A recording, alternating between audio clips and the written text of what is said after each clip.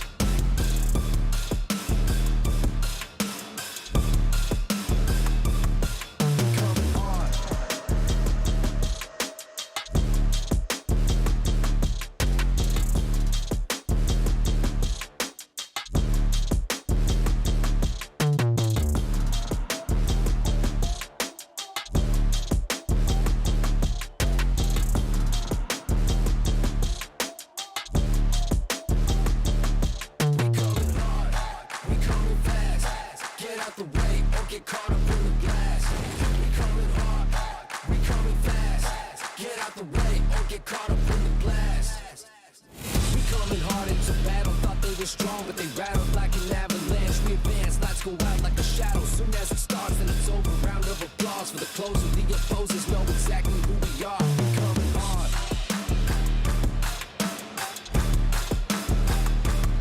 We coming hard.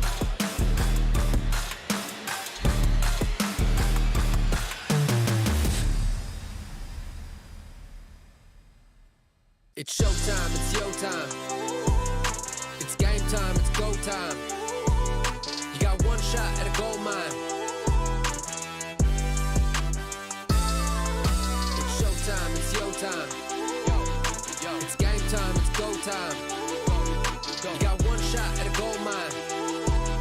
It's showtime.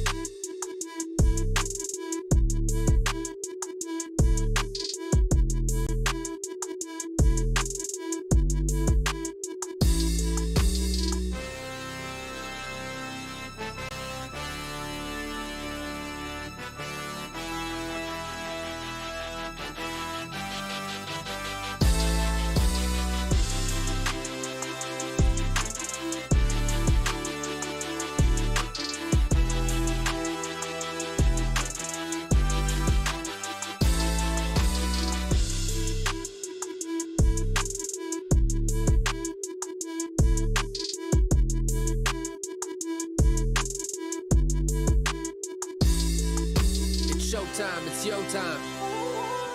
It's game time, it's go time. You got one shot at a gold mine. It's showtime, it's your time. It's game time, it's go time.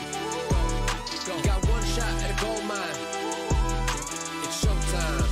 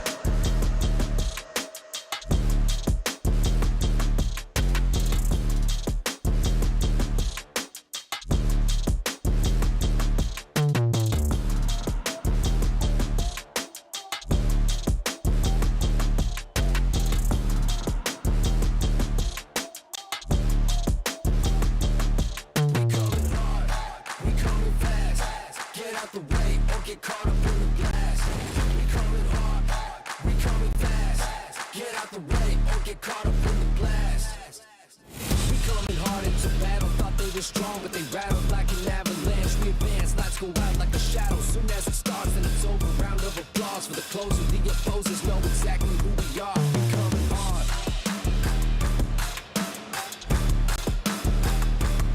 We coming hard.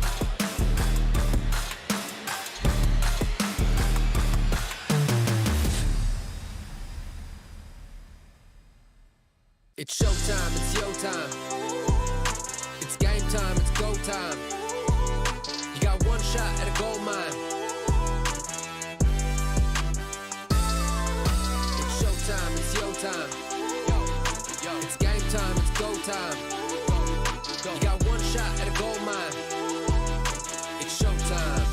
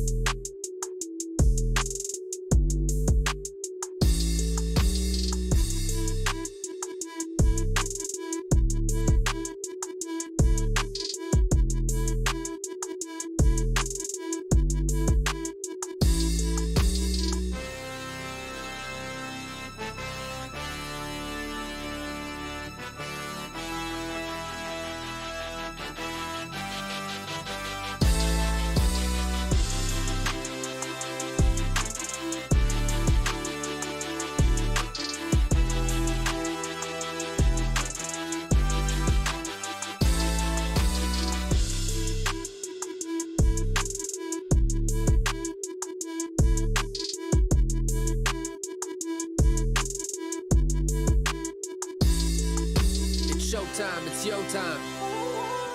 It's game time, it's go time. You got one shot at a gold mine. It's showtime, it's your time. It's game time, it's go time. You got one shot at a gold mine. It's showtime.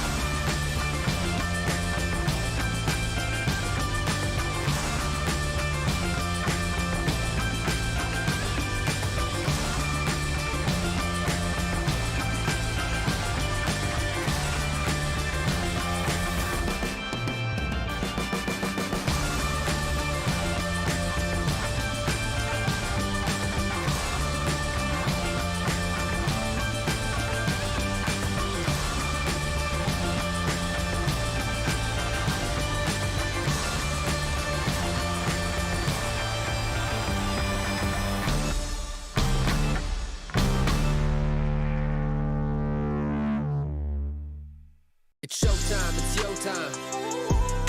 It's game time, it's go time. You got one shot at a gold mine. It's showtime, it's your time. It's game time, it's go time. You got one shot at a gold mine. It's showtime.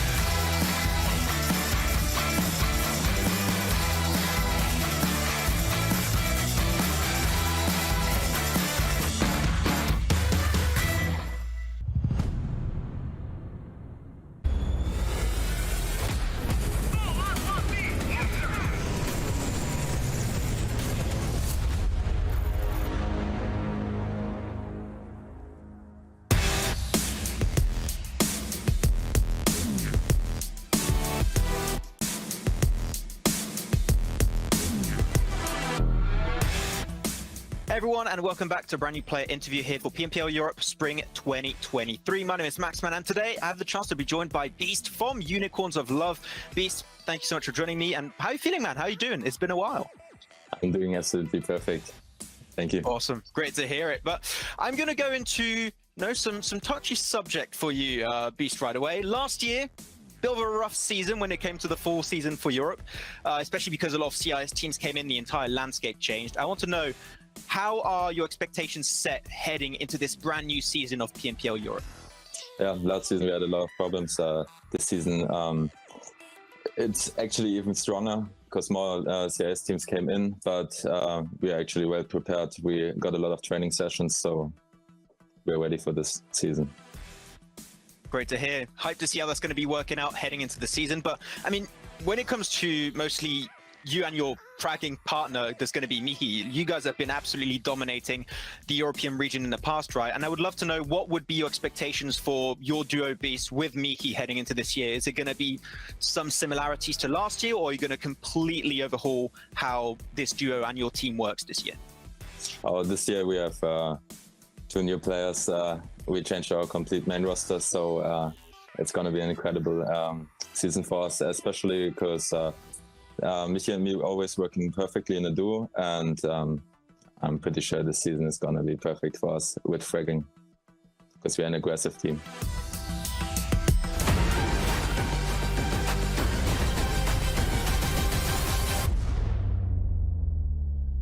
We coming hard, we coming fast. Get out the way or get caught up in the blast. We coming hard, we coming fast. Get out the way or get caught up in the blast.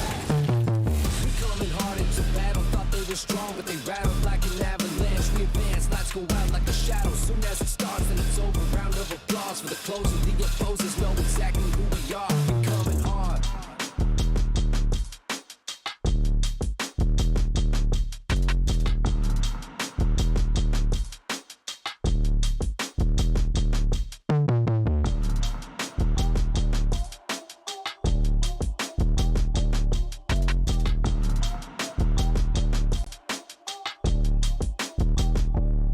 We coming hard, we coming fast. Get out the way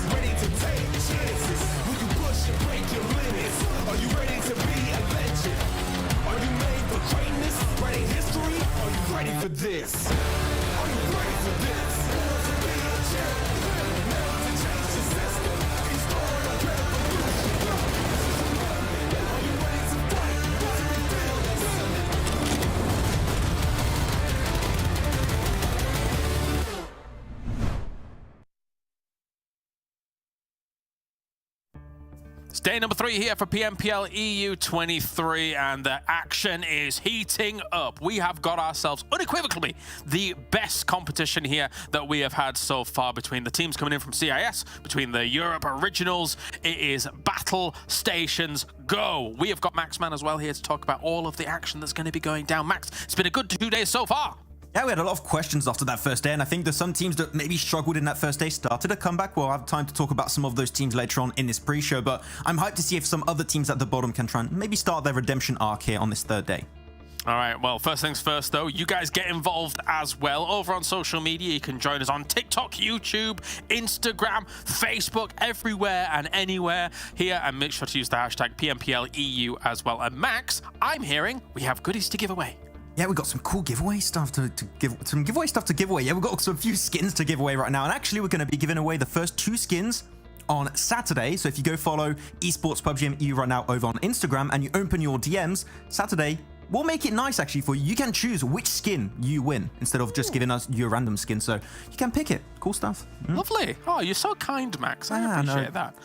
All right, well, let's talk about the format here and what is going to be going on, because of course, you guys, by the end of all of this, we'll know it and love it. We've got ourselves 6 days each phase, 20 teams participating, 12 teams go to that Vikendi at the very end of it all. But then in the end, the truly end of 3 phases, 16 teams advance on to that grand finals here, Max. And it's not too strenuous to get top 16 out of the 20 teams here, but we have seen some teams fall by the wayside. We do have to cut just a few. Yeah, top 16 is going to be, I'd say, the easiest part for a lot of these teams. But when you're looking at the top 5 teams in particular, they are really going in with the new point system. Like, we'll look at it later on the leaderboards, but like the top 5 teams are also focused on the eliminations, because those chicken dinners, those placement points aren't going to be coming your way that easily anymore. So now, one way to get consistent points, even in your bad games, which is what MADBULLS has been doing recently, is just getting those eliminations. Even if you go out in 5th or 6th or 7th place, if you get 5, 6 eliminations, you're going to be up there for the long term.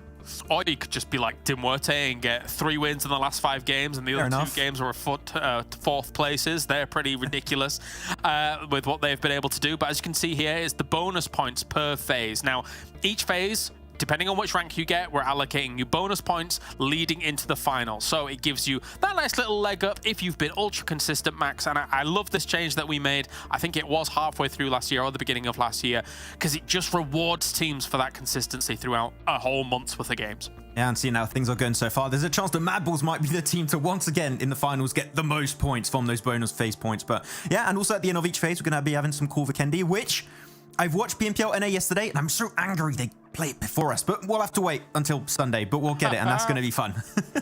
Don't worry, we'll get there, Let's talk about the prize pool as well. All teams have already bagged themselves $2,000 here for even just qualifying. However, they really want to get into that finals so that they can start racking up the big change. First place will be $11,000 for that. And of course, if you're able to get those top spots as well, Max, you move on through into that European final where you get to play against Turkey and go up against the world champions, probably. Exactly. I mean, we were saying that you're going to be qualifying into the finals if you get in top 16, but if you just barely qualify, you're not in a very favorable position to be in the top 8 in the finals to then go in the championship. And as you said, after that, you got S2G, and the Turkish teams are not going to be easy to beat if you want to make it into PMWI. So barely qualifying in top 16 will not cut it. You need to be able to be at the top of the rankings pretty much all the time if you want to have what it takes to go up against the Turkish teams. Yeah, they're pretty good at the video game, I think. Pretty decent, yeah. Let's take a look at the 5 games that are coming at you for today as well, because we're continuing to do the rotations. We got ourselves 2 Miramars and 2 Sanhoks for today.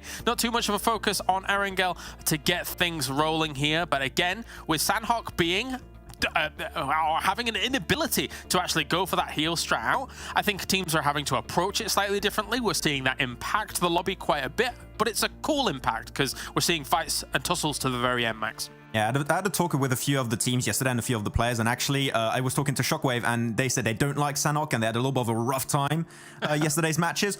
You're going to have a rough time today too, apparently. Unfortunately, with the map rotation, sometimes you're going to have double Sanhoks, and you just have to deal with it. You can't have one weak battleground, because otherwise, with this format, that's a third of your matches pretty much down the drain. So what map is your weak point? You got to try and work on it, improve on it, and if you can do so, then you can start climbing up the rankings a little bit higher. Yeah, definitely. And some of those players have been able to climb up the rankings significantly in the past 2 days. Let's take a look at our top 5 in terms of damage and eliminations, because Zerich always at the top here at the moment, looking strong, looking powerful. MADBULLS dominating this, but MADBULLS are not alone in these categories here. It's still got Creepy going to be there from Cave, and Discrim, really impressive stuff yesterday with the Lynx AMR, I think it was, on that Erangel. He was just taking great shot after great shot, actually on Cave, so Creepy unfortunately took the blunt of that weapon. But yeah, 3 players from MADBULLS has been really impressive. The fact is not just Zerich, it's Tulika and Frozen set him up in such a strong fashion, is looking so good. We said it at the start, we had question marks as to how this team synergy would work in practice, and I think the question has been answered now, Kalaris, that it is working extremely well, and the setup for Zerich has been on point almost every game where they get themselves good results. Absolutely. It's been good to watch. And of course, yesterday at the beginning of the show, we did focus on those top 3 teams that were coming into day number 2. That hasn't changed too much in terms of the names. The only thing that's really changed is the order in which they're at the top 3. So let's cast our eyes a little further into the tables and talk about teams that have maybe done well and teams that maybe didn't do so well here in day number 2. Gladiators started things out really strong for day number 2, Max, compared to their day 1. However, SHOCKWAVE slipped a little bit in day 2 compared to their day 1. Yeah, a little bit of an unfortunate slip-off for SHOCKWAVE, but as I said, they had a little bit of a tough time with Sanhok. Hopefully, they can start working on that. You got double Sanhoks today, so we'll see if some iterations maybe have been made when it comes to rotations, how they enter the circle, etc. But Gladiators really... It was so good to see them play this way compared to day 1, because they were losing players so early in that day 1. But now 24-minute average survival time on this second day of play means they're always getting into the late game. They always got 3-4 players alive. That Miramar, where they got the chicken dinner, they were not scared to push out of their comfort zone to eliminate basically 2 teams that could be a threat later on down the line. And the fact that they're just taking so much control in these games means that Gladiators really are back to the point that I think initially expected. And you can see SHOCKWAVE here at the moment. Again, this is not reflective of their overall performance. This is just kind of what we're seeing from day 2 as a whole. I think that what we saw from them in day 1 was excellent. Really good control, patient edge play, looking strong. However, day 2 didn't quite materialize for them. Whereas on the other side of things, Gladiators, we already said, Max, at the start of the tournament, kind of, even though they had that bad first day, that they are a slow starter team. They like to kind of feel out the lobby a little bit, get used to how everybody's rotating around, especially with all these new rosters and the mix-up. Especially with Kutsune leading the team right as DIGL. You know that he is going to be there just making iterations with the team when needed, and it's a team that is able to put themselves in question when things are not working out. We've seen it so many times in the past, and it is not going to be changing in this season of PMPL. And really the fact that they're just, once again, all alive at the late game, it just makes them so much scarier, and they're playing this edge sweeping gameplay, which is what they have been renowned for with this new point system. Apparently in the scrims has been working great in that second day. So I want to see, can they follow this up? The thing is, as you said, they're a slow starter team, but they're also a team all about momentum. Once they're hot, it's really hard to slow them down. Like in this game, you can see the shots they were taking. They took full advantage of that high ground position and just took full control of the entire circle. Yeah, and understanding when to take the fights is very important for them. You saw in that win on Miramar as well, a lot of conflict happening on that west side. They were just taking a few pot shots here and there, really kind of putting their foot in, causing a few wounds here and there, slowing them down, and being able to really kind of rise up the ranks. But let's actually hear from the Gladiators coming into here 2023 and see what they have to say about the tournament.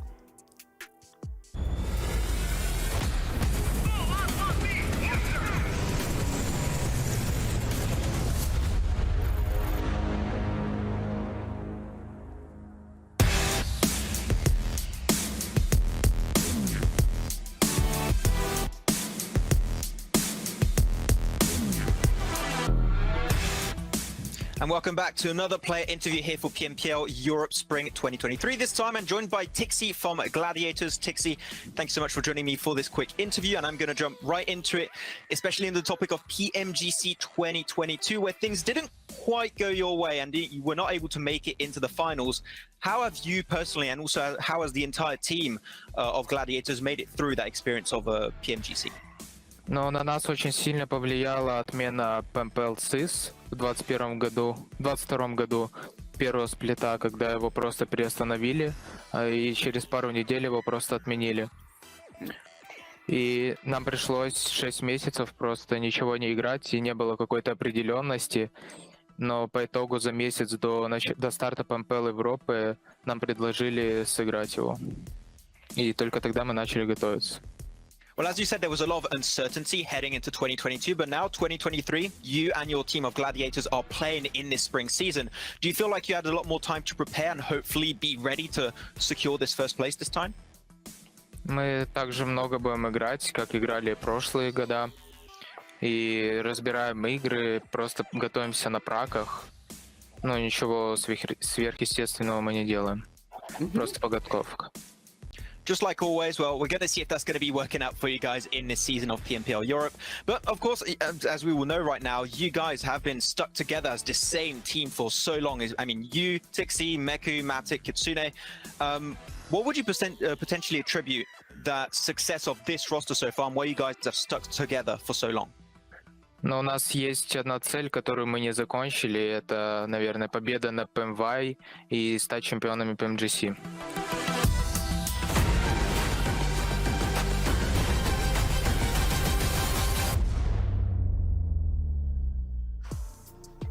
Lofty goals, but definitely a team that is very capable of making those become reality, I think is fair to say. Good job, Max, on that interview. You know what? Good job. He's the king of interviews. He does it in French, he does it in English. He knows all the languages. But anyway, let's talk as well about Cave coming up here, as they were able to get quite a few points on the board yesterday, Max. What are we thinking for Cave, especially on Sanhok? I mean, I think we were a little bit in agreement on that one, is that they got sometimes some circles, late game circles in particular, kind of gifted to them. They do have the gunplay. They're aggressive. They can get eliminations. Is what I'm trying to say. Yeah. So to back it up when they're in good position like that. So we saw that especially on their chicken dinner over on Sanhok, in a central position. They were able to gun down the opposing teams really efficiently. I want to see what happens when the circle is not on top of them, when they're actually chasing the circles. I think we had the kind of similar situation with Nexus Gaming, where we were like, okay, in circles, they can get decent positions, they can get themselves decent placement and frags. But what if they're not in the circle, and how are they going to be able to adapt to that kind of situation? And I would say, Cave, I have similar expectations and questions for today as to if they're not in these circles, how are they going to make the plays? Because they can rotate, but sometimes a little bit slow. So that's the big question mark I have for today. Yeah, their top positions on their podium finishes so far haven't been super flashy of Caves. So let's see what's going to happen if the adversity is put up against them here. We can take a look at the overalls as well in just a few moments time here to kind of set the picture for today, because we at the moment have what is quite the lead here, I would say, for MUERTE. Not necessarily against like MADBULLS and, well, to a degree NEXUS, but the fact that they are 35 points ahead of 4th place shows that just 1, 2, and 3, Max, are doing a lot of work here so far in the first 2 days. Exactly. You got this three-team pack that's just running away with the current lead in 2 days of play. The fact that they only got 8 games played and this lead is as significant as you already said is really, really massive for these guys. And from what we've seen so far, especially for MADBULLS, they're going to be a consistent team. I expect them to do the same today. MUERTE, currently, they're on the streak of 5 games in a row where they got himself top 5 finishes every single time. 3 of those being chicken dinners, 2 of those being the top 4 finish, and they still get himself decent eliminations in every single time. You're looking here at the 9th through 16th as well, but I do just want to allude to GameLord's position. 60 points, 48 eliminations, and 12 placement points, Max. That shows that technically, I think, I always like it when I see a team going elimination heavy to start things off, because if they can just iron that out even just a little bit more, the placement points eventually will come. So there's good hopes here for GameLord. Yeah, I had the time to talk a little bit with Victor actually after yesterday's matches, and he said that this aggressive playstyle and with the new point system is really suiting them. They're feeling very confident, very happy about this new system, and it just fits them so well. And we saw it was how they get themselves these huge elimination games. So yeah, it seems like they're just playing in the format, playing with this new point system that is following their strength, and it's been working out great so far. So I think they're just going to keep up with these kind of results. I would still like a French chicken dinner from the Game Lords, but they got themselves 2 second places, so I'll take it. It's still a good start from them. Fair, fair. Yesterday we saw some spicy circles as well for these teams to actually deal with. I mean, whilst we were watching the Novo finish, Max, we were saying to ourselves, I can't remember the last time I've played or seen a proper Novo finish, but there we were in the midst of it, and you had teams like VIRTUS.PRO, like MUERTE, trying to battle out for it, and MUERTE came out on top. They're looking really primed here for this season. And actually, the team that I think you predicted, and I think it was John or Blank that also predicted him, was Major Pride. And Major Pride, sure, not a team that's made big waves so far, but with how they played that Novo approach, they had a really good compound, good defense against a push of, I think it was potentially Goat Team or maybe Cave, one of the other teams coming in from the western side. So overall, I think that Major Pride, if they continue down that kind of vein, we could expect some big things today, because this is a team that on paper with their composition is looking so strong, especially with having effect in your ranks. So yeah, Major Pride, if I expect anything today, I would like to see some good elimination games coming their way today. I do feel like they do need a bit of a boost, you know what I mean? I mean, Major Pride currently sat at 9th place. The only time that they've even got close to a podium finish was a 4th place in their very first game of the tournament, technically, which was round 2, as they missed out on round 1 due to the group shuffling. We're a 4th place with 5 eliminations. Since then, it's been kind of quiet for Major Pride, and as you say, Max, considering that they've got people like Effect on that team, it does go to show that MADBULLS has now taken Zerich, been able to properly enable him. It's not the exact same roster as MADBULLS as it previously was, but that same strategy is working for MADBULLS, whereas on Major Pride, enabling effect is not occurring right now, and I think they need to build that up. What do you think? Yeah, I just looked at the stats, and actually their top fragging game was their first 2 games of this entire tournament was 5 eliminations, and Effectia is just not set up in the same way, and I feel like it potentially is down to scrims, but also the fact that I think Zerich knows some of the players personally with who he is playing on the side of MADBULLS, so I think that does have some influence. But as you said, Effect is just not set up to the same extent he was last year, where he was MVP. Like, we know the potential of Effect, but your potential as a solo doesn't matter if the team does not set you up and you don't have that synergy like MADBULLS currently have. So we know what Effect can do on paper, but it might take a little bit of time to get to the point where Effect is currently set up like we saw in the full season of last year. Well, let's take a look at Miramar and how things go down there, because MUERTE, I feel like their snowball really began on Miramar. Even though it's very warm there, it's desert, I get it. But, you know, we've got MUERTE here in 2nd place in terms of the overall average damage done for them coming out. Nexus is blasting, apparently, on Miramar here, the previous Eastern Stars roster, basically. And, I mean, good for them. I feel like Nexus, as an organization, has been one of the biggest winners here, you know, across the past 2 days. 100%. I mean, we've had so many players from Romania in the past coming into this PMPL, and it's been potentially tough for them to actually win in this new landscape with so many CIS teams coming in. But like, I can tell you, the Romanian fans are going like mad over on socials, especially on YouTube, because it's so good to see Nexus doing so well despite this ecosystem becoming so much rougher in the European region. So yeah, I mean, we had questions, are they going to keep it up after what they did in day 1? And the answer so far is yes, they can keep up these kind of results. It's only 2 days over the scope of like 21 potential total days, so it's a very small proportion, but I think they can do it because it's just a consistent playstyle. They get decent eliminations when they get into the late game, and eliminations is the name of the game for the season, and currently it's working out great for them. So yeah, Nexus, keep it up. I think they're doing fantastic so far. Yeah, definitely. All right, well, that is it. We've set the scene here for day number 3. We're almost at the 50% mark here for phase number 1. So let's head over to John and Blank here to get things going in the desert. We are going to be heating things up. Thank you very much, guys. We are into match number 1 of day 3. It's Miramar, as they rightly pointed out. Stories of teams rising and falling and finding their feet in this new format, Blank. Yeah, I mean, there's a lot of teams starting to move up the ladder a little bit. Nexus, obviously being one of them. I think the guys on the desk touched on this perfectly. But for Eastern Stars, this is always a map that they performed really well on. Honestly, before, it kind of felt like Eastern Stars were leaving it very much the last minute to kind of pull something out special to bring themselves a points bump up, but that was to get in towards that top 16. This is not the case anymore. It's a team that is really having a good time towards the top of the lobby as well, John. MUERTE will not be playing in this first game. Their points total sits at 95 right at the top, a clear 10 points ahead of MADBULLS right now. So it is a chance here for MADBULLS and Nexus to try and close that gap a little bit in this first game of the day, but then they will obviously have to sit one out later. So just try and outperform them as best you can. Plane path heading from that northwest side down to near Puerto Paraíso, Blank.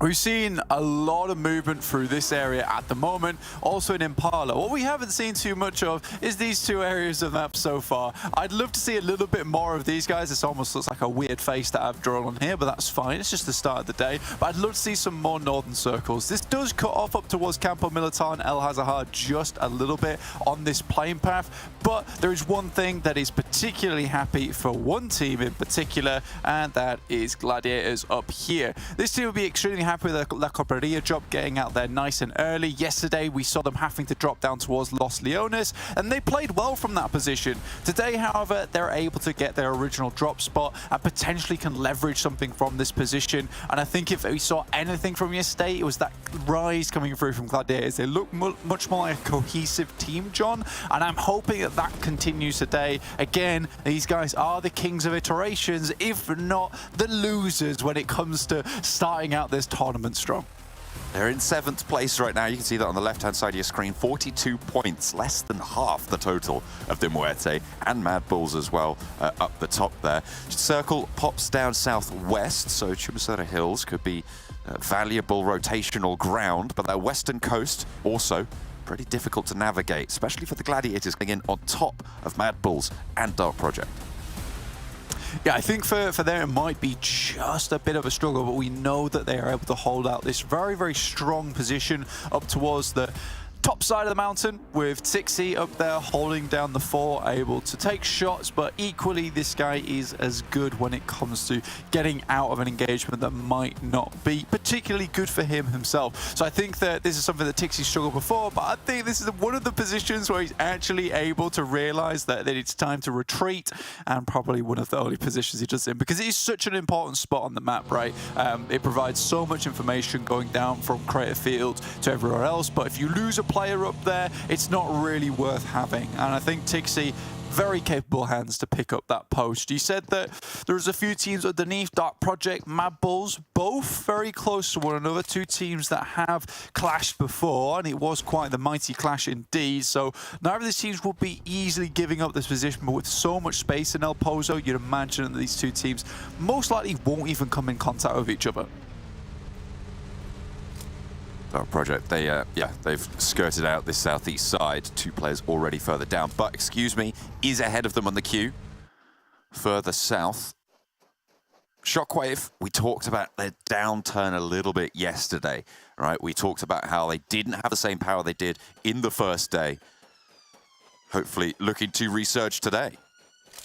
Yeah, potentially. I think for Shockwave, there was some good stuff done on that first day, and I think they attempted to leverage some of that coming into day number 2. However, leveraged it a little bit too heavily and ended up flipping the entire car on its back. So I think that when you look at this team, first day, some strong players from Aza and Terminus alike able to pick up some very strong off angles. Second day comes through, and those off angles just become a little bit too spread, in my opinion, to the point of where you have this team that is so heavily split that they're unable to support one another. So hopefully today for Shockwave they can bring things in just a little bit, maybe pull themselves back together, because that felt like something that they were ending up struggling with a lot. So for Shockwave, I think they play better as a team with a slight focus on those off angles, but not so much that it splits the entire team in half.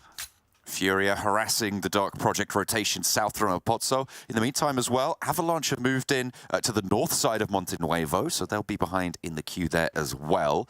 ARR, the first team to really sort of break out for that southwest corner, playing in Miramar, in that southwest side.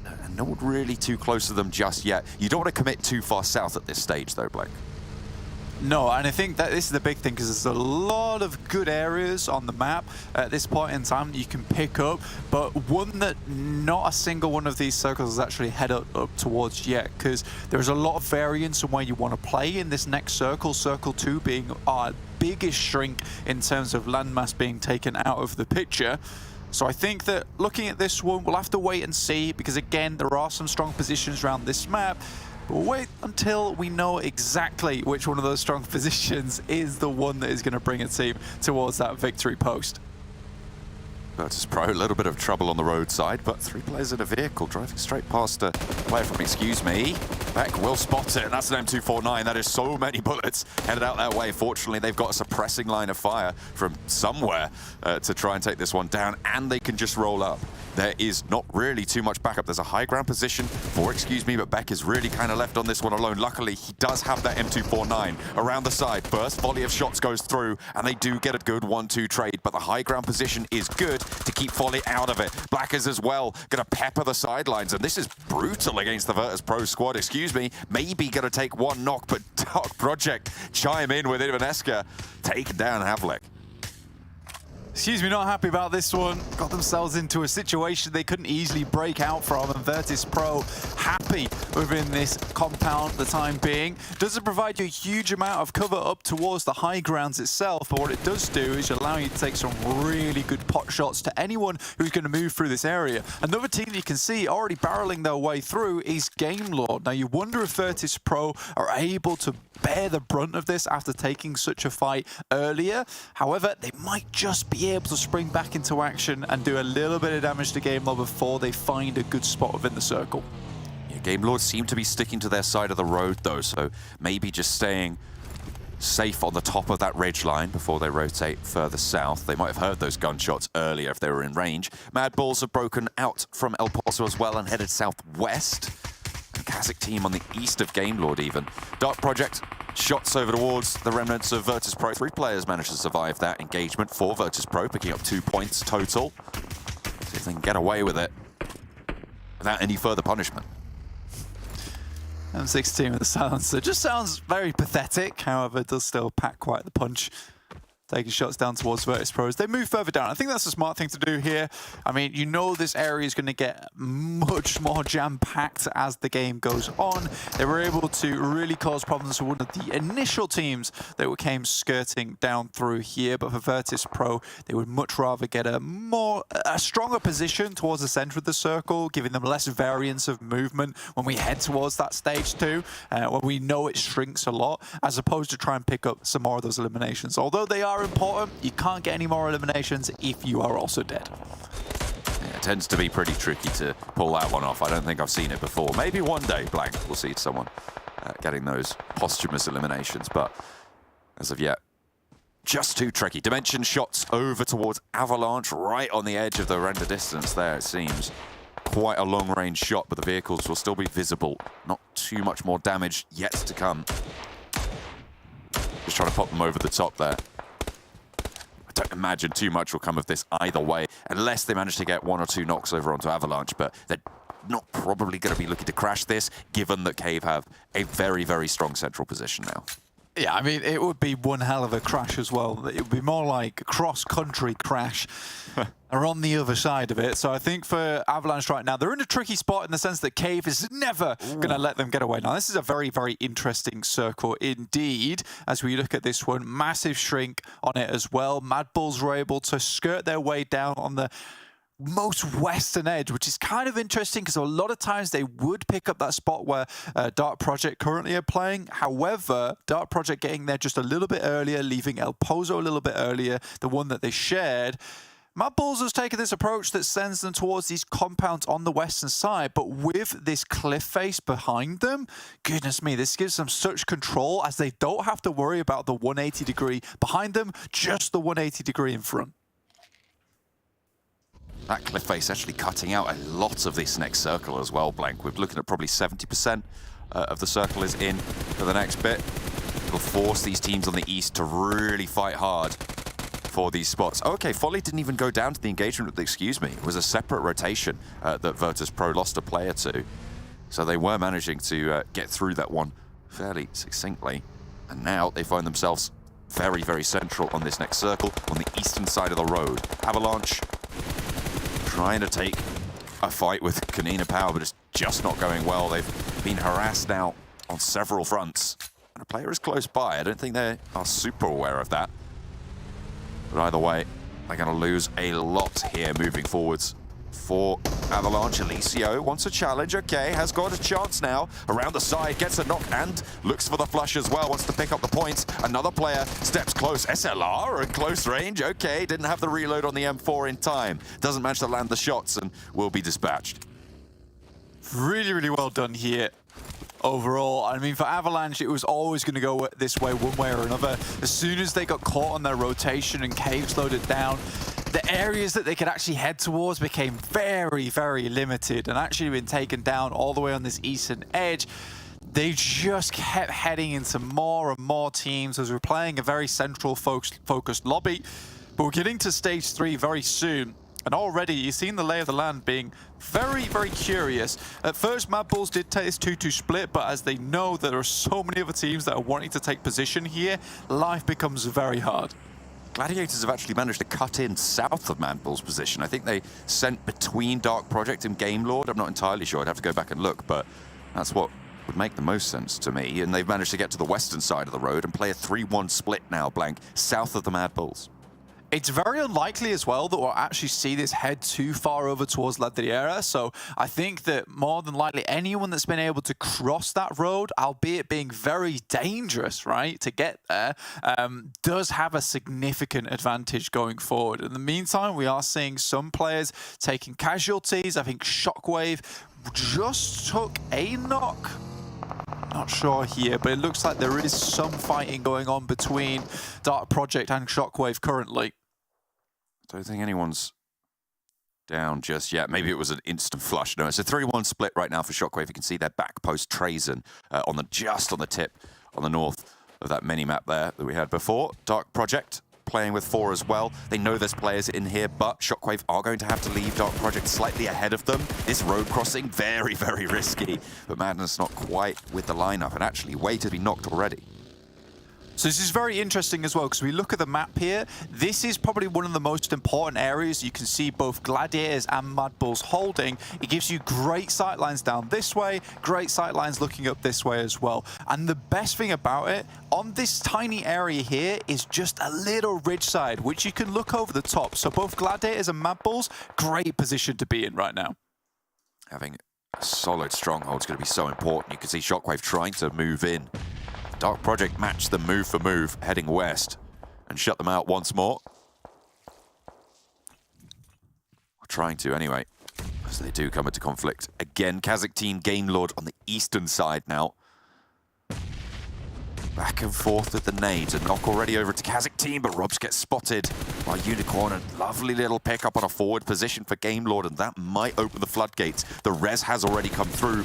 KASIK team are 4 players strong now. They can start to move in with the flush onto Robs. They can start to find their Ingress, but Unicorns of Love are going to chime in. Unicorns of Love further out of the circle right now, with KASIK having them at their back. It's going to be very, very tricky for them to make this push. They just lost too much time to that knock, going for that res, and now this might be a chance for Game Lord to put the pieces back together. It is. We know this team loves to get a lot of these eliminations. I mean, Claris on the desk was even highlighting that, 12 placement points, 48 eliminations. An unbelievable result to be sure.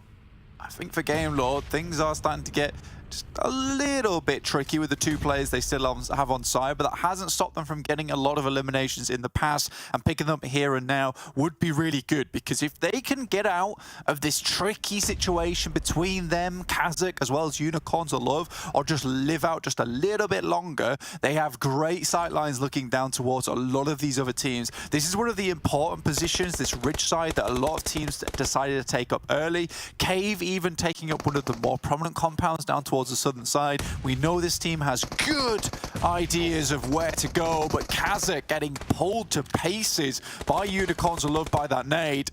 2 players from Game Lord now facing off against Unicorns of Love. Ingush, the wild card, as a little bit of a topsy-turvy turnaround here. Mickey shots through the window, easy flush to pick up the point. Ingush goes down as well, and the Unicorns of Love just swept this fight up. What an excellent third party coming through. In the meantime, SHOCKWAVE have been a little bit dismantled by Dark Project on that northern side, but Dark Project are not without casualties either. The good news for SHOCKWAVE is that they are all still technically alive, even if they're in really bad shape. Very bad shape, but Latte moves out. Terminus has to do big things here. They didn't play split. They've played together. They got 1 player up with Trazen. This is quite good. A semi-auto shotty as well available, and Latte quite low, but on either side, there's a triple mow down. Very well done from Dark Project to make that happen. And you don't often see that either, John, where you see two players very confident not to go for the refrag, but instead just go on both sides of it in this pincer action with no support from behind. And that is what Dark Project's very good at.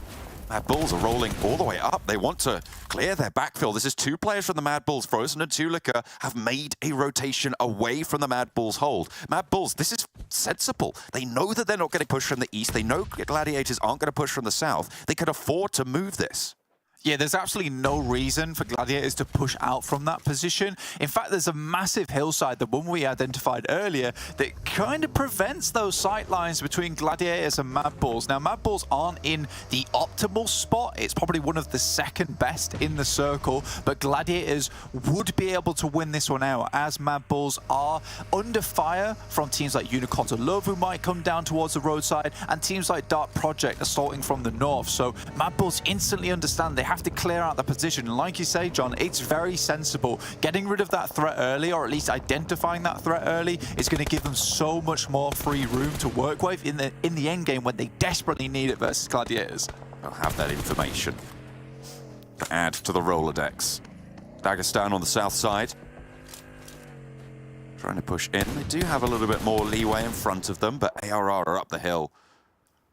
Try saying that 5 times fast. No. I refuse.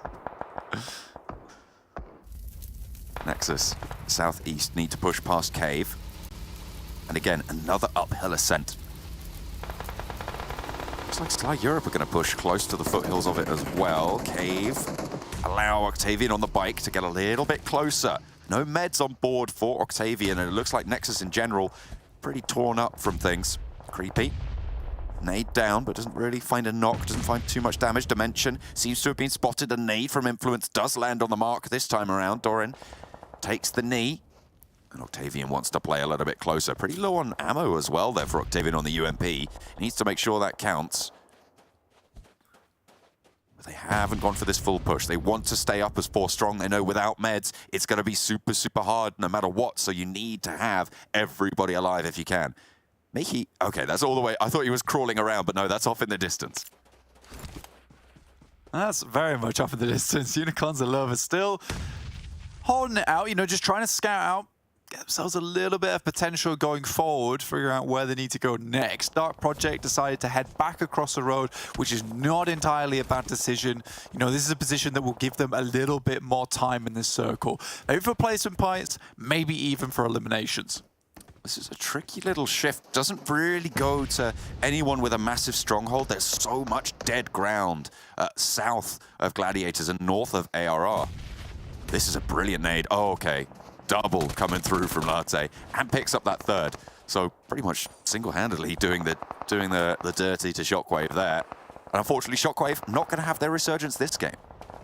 No, I mean, they picked up a strong spot as well on the other side of the road on the east, but Unicorns of Love seem to have seen just a couple of players head in there and instantly hand over the eviction notice. Trying to get Dark Project out early, playing from this position, might afford them some strong movements in the future. But again, this is exactly what MADBULLS needs to do. They need to identify this position. Gladiators has a much easier time on their hand. They don't have to do too much. They're very much covered by the spot they're in at the moment. But for MADBULLS, the work is cut out for them, preventing teams getting across this road, preventing teams taking control of the eastern side, John. Cave going blow for blow with Nexus, who managed to keep themselves up and crest the ridge with 4. One of them has been knocked. Creepier busted down to 2. Looking for a flush. They'll pick up the point. 2 so far on the game as 2 players from Nexus remain to be dealt with. 1 is knocked and Keme wants to invest in this res. A drop down potentially from Influence, but spotted out by Doran. And Doran wins the trade. Nexus now 3 versus 1 after the res came through from Keme. Creepy last standing. The last bastion for Cave, and they'll have to move fast. Nexus need to put this fight on the burner and try and finish it out as soon as possible. Heals coming through as well. They're playing it by the book and they're playing it safe, and Keme doesn't want to do so. Holds on through, pushes in, DBS in hand, and does the job. Nexus able to get rid of Cave, which is a victory of its own right, but at the same time, it feels like a hollow victory because they have to go further beyond now. heading down towards the roadside, which as you can see is very dangerous. Unicorns of Love been pressured by MADBULLS, actually down towards the south side.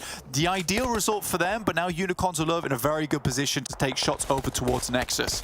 Octavian already goes down. Keme as well getting knocked. Doridlar standing for the squad. As Keme gets flushed out from the back there, I think Unicorns managed to pinch that one away. In the meantime, over on that north side, MADBULLS are making their southern rotation and the Gladiators are trying their best to fend it off. Yeah, this is ideal for MADBULLS. Again, I will say that Gladiators have a much stronger position here. The terrain favors them. However, with a 4-man advantage here of only 3 players over towards Gladiators and the fact that they've isolated this engagement between the two of them, this was the fight that they wanted. This is the one where there is a much bigger potential that will actually go for the win. I've actually predicted the Gladiators there with their 3. I like the Matic backstop split, but if he goes down, it's going to be curtains. MADBULLS want to push through. Sly Europe eliminated. On the eastern side, VIRTUS.PRO sit across the road, and they're actually chilling right now, I would say, in their position. Dagestan yet to make that move north, and when that happens, that's when they will lose all chill. Matic taking shots over towards the forwards push from MADBULLS. MADBULLS seem to have identified that they're playing a 2-1 split, and look at that, they're taking care of Matic. Yeah, this is perfect as it unfolds. They see Matix right on the edge of the blue. He gets knocked. I mean, sending up like that, giving cover behind this crate too towards the guys from Meku and Tixie. Also, the fact that they're continuing to play hard on this western edge means that, again, Gladiators are going to be the first to face if a crash does come through from that eastern side. Very much perfect play coming through from MADBULLS at the moment, all the way up and towards this engagement. They waited to the very last moment until they were absolutely sure that that compound on the eastern side was clear before they started thinking about trying to take out these players. But you can see what I mean by this terrain always favors the guys from Gladiators. Look how much free reign they have over the push coming up towards them. If they had 4 players, this might have been a different story. But MADBULLS, with the ability that they have, I just think they can push through this. Unicorns of Love, they're on 11 eliminations already, but they might be drawn short here by KONINA Power. Vash does go down. One of the Unicorns does get flushed, unfortunately, though, bringing them down to 3 players active. Noshi as well goes out, and just Miki left standing as KONINA Power prove 1 hurdle too many, but that's already a massive game for the Unicorns. Just on their elimination count alone, eliminated down in 5th. The crash on the northern side potentially coming through as Tixie and Meku get swarmed on here by the MADBULLS. Meku down first, but does get a trade. Tixie now 1 versus 3 against the best team in the lobby, ostensibly. And the Gladiators are swept aside. 6th place. Fantastic stuff there coming through from the MADBULLS. I think Gladiators put up an admirable fight versus them. Fortunately, it did not come to pass.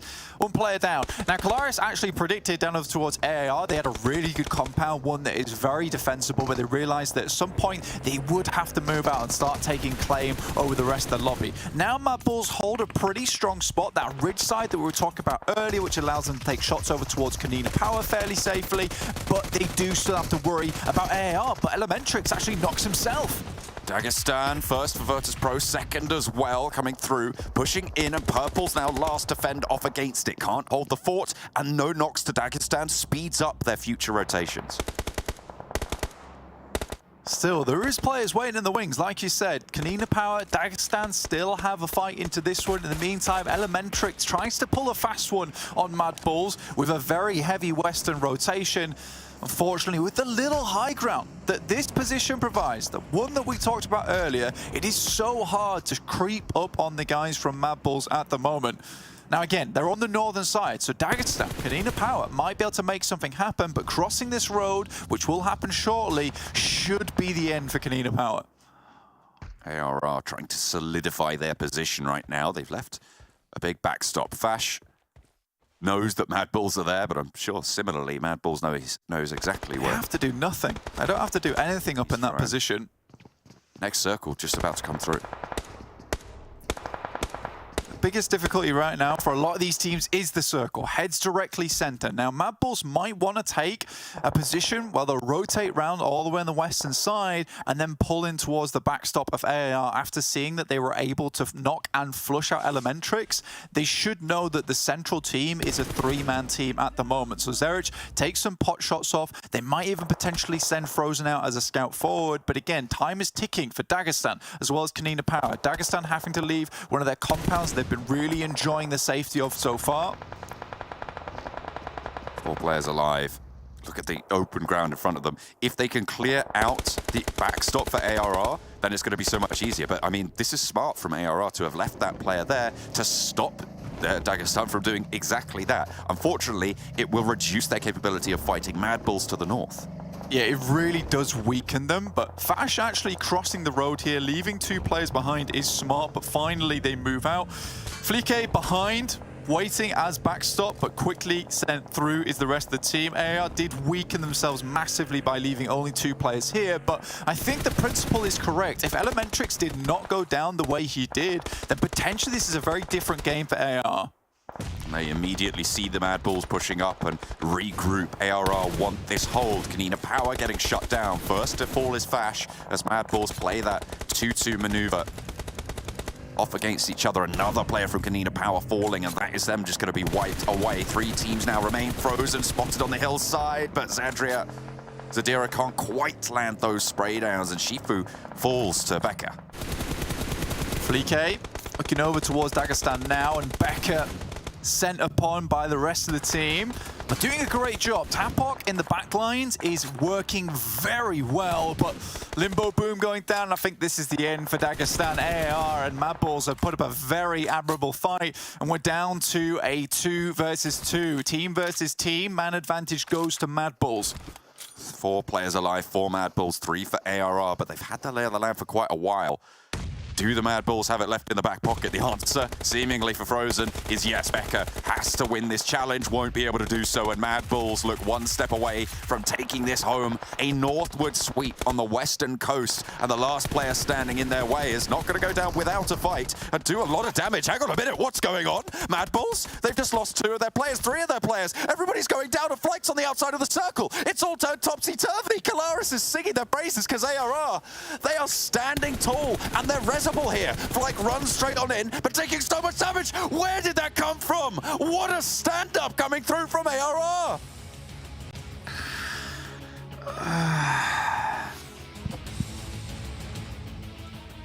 I don't... What? I predicted you guys. Against the MADBULLS.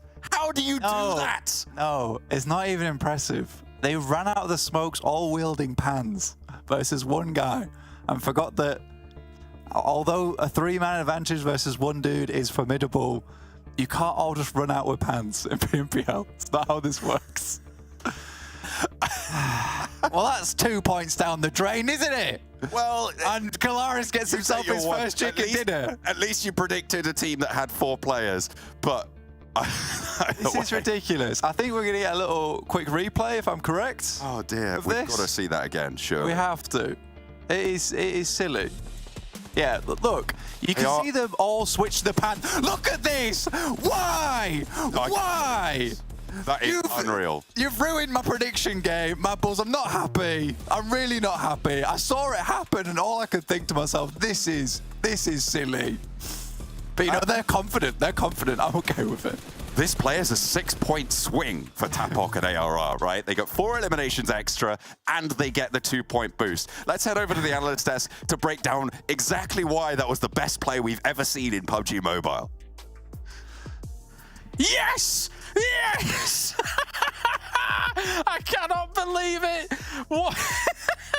What did we just witness? I get it, you know, as MADBULLS, you're one of the best in the lobby. It makes a lot of sense here, but ultimately, maybe the pan strand wasn't the best situation to go for, Max. That was... I cannot believe... Okay, I know placement points have been reduced, but come on, like, you don't throw a game like that. What are you doing, MADBULLS? Like, so good. That was so good. You can even see the shock in like Tapok's eyes. He's like, well, I just got 3 knocks. I just confirmed them in 1 spray down. Okay, I mean, you can't say MADBULLS aren't having fun. At least, you know what? I'll give them that much. They're enjoying their time over in PMPL. In a normal world, MADBULLS wins that game easily, all things considered. But you know what? As you say, well, technically, all they have to do is get top 16, move through. Technically, they sacrifice what would be some potential points moving through into that final from getting some at the end of the phase. But man, AR, they needed this, and Tapok got it in style. Let's take a look. 17 points going the way of AR here. 13 for MADBULLS. I don't even know what to say, Max. That was just absolute wall-to-wall fantastic. 3 of those limbs are owned in a legit way. 4 of those, I'm not too sure they actually were. But okay, fair enough. I mean, they get himself a...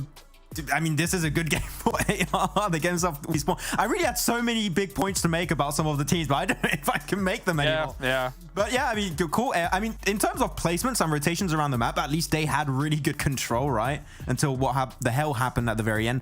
I do feel like they were a little bit too much in hiding from time to time. I feel like they should have punished MADBULLS a little bit earlier as they were rotating, but they just stayed in their dip. But they still got MADBULLS at the end, I guess, so it doesn't matter.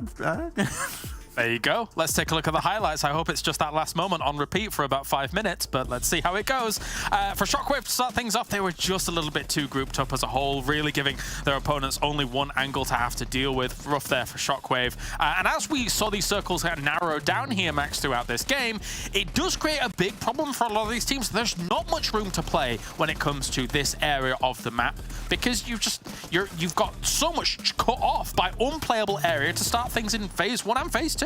Exactly. On phase 1, you already saw that, oh, okay, you got this big part of the terrain that you can't... It's not even like a water circle where you got so much water. At least you can swim in that. You can't even get there. It's literally impossible unless you break the game.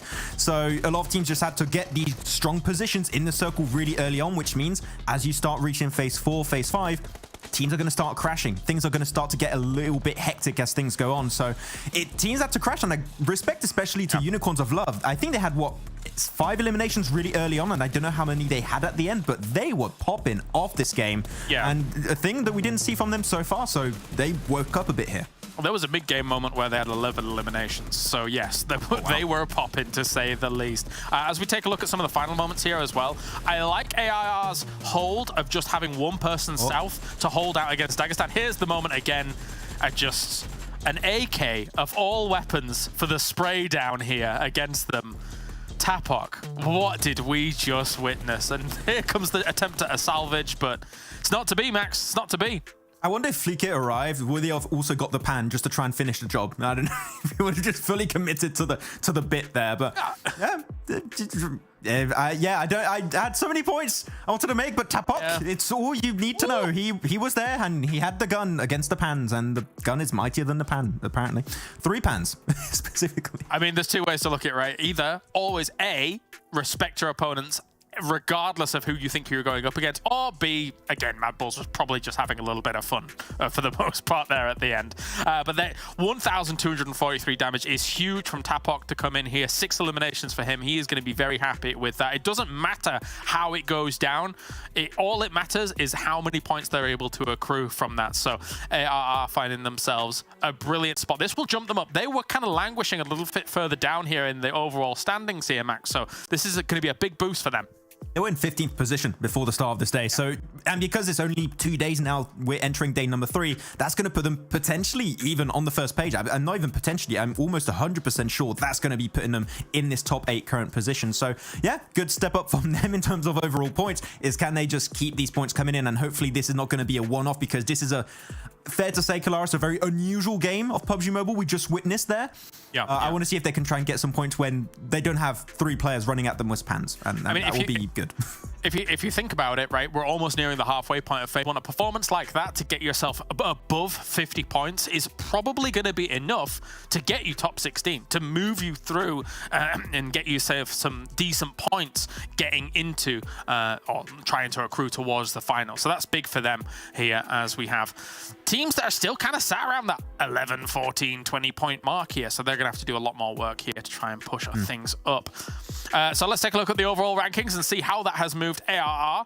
MADBULLS, actually, regardless of Pan shenanigans, finds themselves in first place here with 98 points. Considering the way that they were playing that up in the north, and unfortunately for Gladiators, they were only 3 players coming into this game. It was a nice blast through from MADBULLS up in the north, Max. Yeah, unfortunately, not having Kitsune, not having your IGL, it's pretty impactful on your game, right? And we did see the Gladiators did not regroup, and knowing what Gladiators like to do is they're very opportunistic. If they sense that you're on a split that you cannot really fully cover, they're going to try and punish that. They get himself the knock onto Matic, then they crash onto Meku and Tixie. 4v2 against this current MADBULLS roster. Not much you can really do at the end of the day. Though VIRTUS.PRO, a little bit more presence in this game. They got themselves a nice central position. They were going guns blazing on a lot of the teams that did not have strong positions early in this game, as we said already, right? There was not a lot of good positions at the end, so teams were eventually going to crash on them. So yeah, especially Purple and Off-Ace were doing some really good work in this match. So I want to see a little bit more of them. They got themselves some few podium finishes. I still want to see this VIRTUS.PRO win. I just want to see more chaos like we just witnessed. What a great start to the day. No. Give me more of that. Give me all right. Let's head over to the commentators. Let's see what they want to see here going into our Sanhok. Pan. Not that, basically. That would be ideal for me. I would not like to see that again. Although it was amusing. It was very fun. And I'm glad that, you know, there is a team here that is so confident in their ability to qualify that they would rather just, you know, throw away a chicken dinner and try and go for the pan play, emerging from the smoke to the sound of just pans being clashed like shields. I enjoyed it. And I hope they find a fantastic spot in the banquets of Valhalla for their efforts. I mean, they're going to have a tough time justifying that one, to be fair. I think we were running the numbers. It's a 5-point loss for MADBULLS to have taken that dip. They could be right now the first team to have broken that 100-point mark. They would be on 103 points, and not only that, they would have added to their chicken dinner tally, which, as we know, is the first and primary tiebreaker, where they sit currently, way behind MUERTE and NEXUS, who are knocking at their door. I just don't think they really care at this point in time, honestly, John. But at the same time, respect to them. They're having fun with it. They're currently sat right at the top at the moment. This circle here is cutting off a lot of the map, to be honest with you, but again, we know that Sanhok is easy enough to head towards. Now, there was a rotation made by Dark Project, and it's still made quite frequently, but look at this. If we look on the screen at the moment, Dark Project, after all that they've done so far, 45 points currently. It's not amazing for them at the moment, and we'd like to see more from them. Again, this is a map where they're able to make these interesting rotations over towards Hatin, which is good enough for them, and Shockwave have been caught out by it before. However, Shockwave not playing means that Hatin completely open right now. This is a position that someone could pick up quite easily, take that for themselves, but we'll have to see when we actually get in towards that circle. On the other hand, again, we have this going on. Excuse me, as well as Game Lord dropping on one another. In the meantime, though, I'd like to see this split coming through from the VIRTUS.PRO guys have a little bit more effectiveness. We saw yesterday that they kind of took this position over here, down here, and also here, and then we got Game Lord heading up towards this position here, which afforded them so much safety. So VIRTUS.PRO, I don't want to see them giving up these free and easy spots on the map. Have got that split, but they didn't have the Gladiators to contend with rotating away from that area in the last Sanhok where we saw that. Game Lord, they took some pretty heavy hits, taking 2 knocks early. Looks like they managed to res one of them up at least.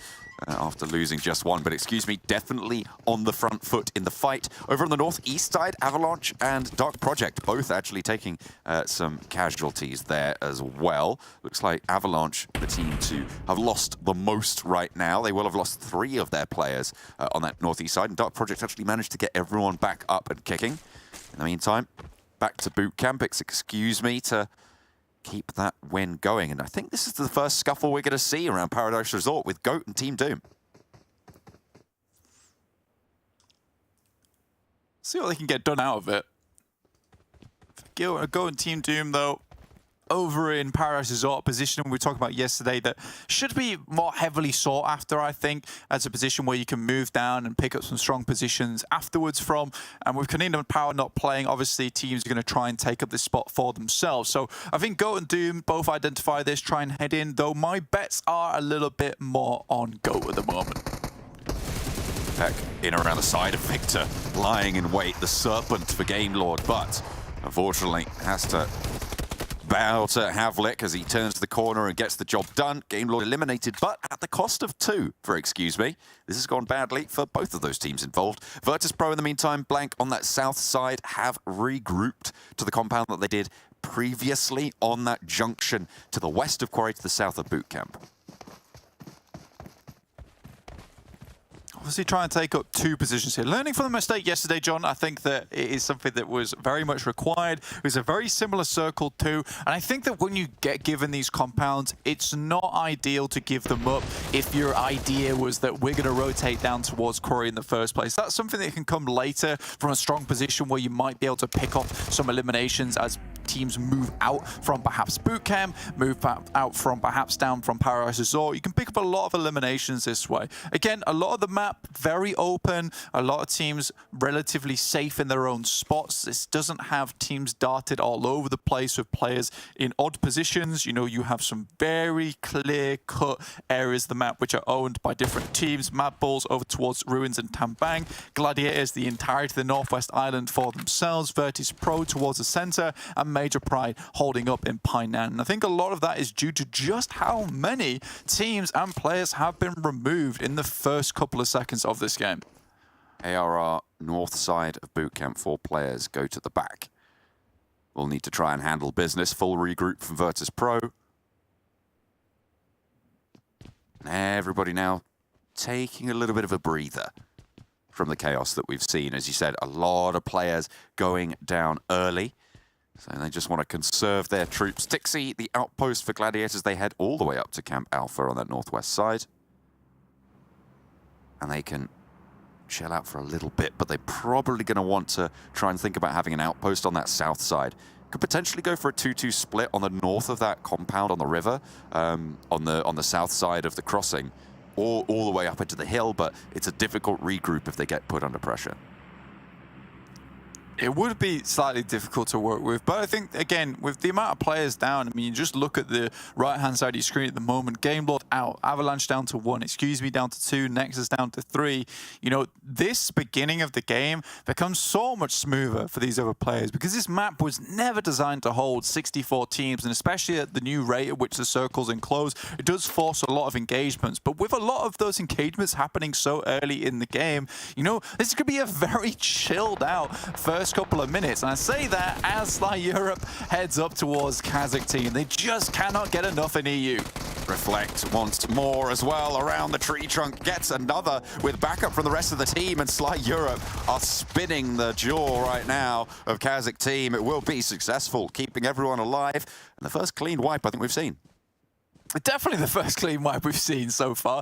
Cleanish, let's say, but, you know, only losing 1 player is still fairly decent for the Troubles, and that means now Sly owns a very large and vast territory down towards the south side of Quarry. Very nicely done, and also means they're most likely not going to come into competition with anyone else till much later in the game. Dark Project does move down from that eastern side past Barn. We'll be making that similar rotation we saw with the boat from earlier. It just doesn't make sense now, but for them, they can insert themselves a little bit later on under, you know, a little bit of stealth, which will be nice to see. And if Sly Europe aren't prepared for this type of thing as they swing underneath Quarry or even over the top of it, this could potentially be a problem. VIRTUS.PRO, on the other hand, firmly on that compound now in the center. Happy days. Thank you, lads. It's good to see that you have learnt your lesson from yesterday, and very quickly at that. Hopefully they'll be able to exert some strength there. Major Pride took the compound out to the west, which is very, very strong as well. Has those walls surrounding it on the compound just north of Painan. Breaking out that way. Gladiators looking like they might want to move on in. Nexus swinging over on the north side. Still a little bit slow on their rotate after their scuffle.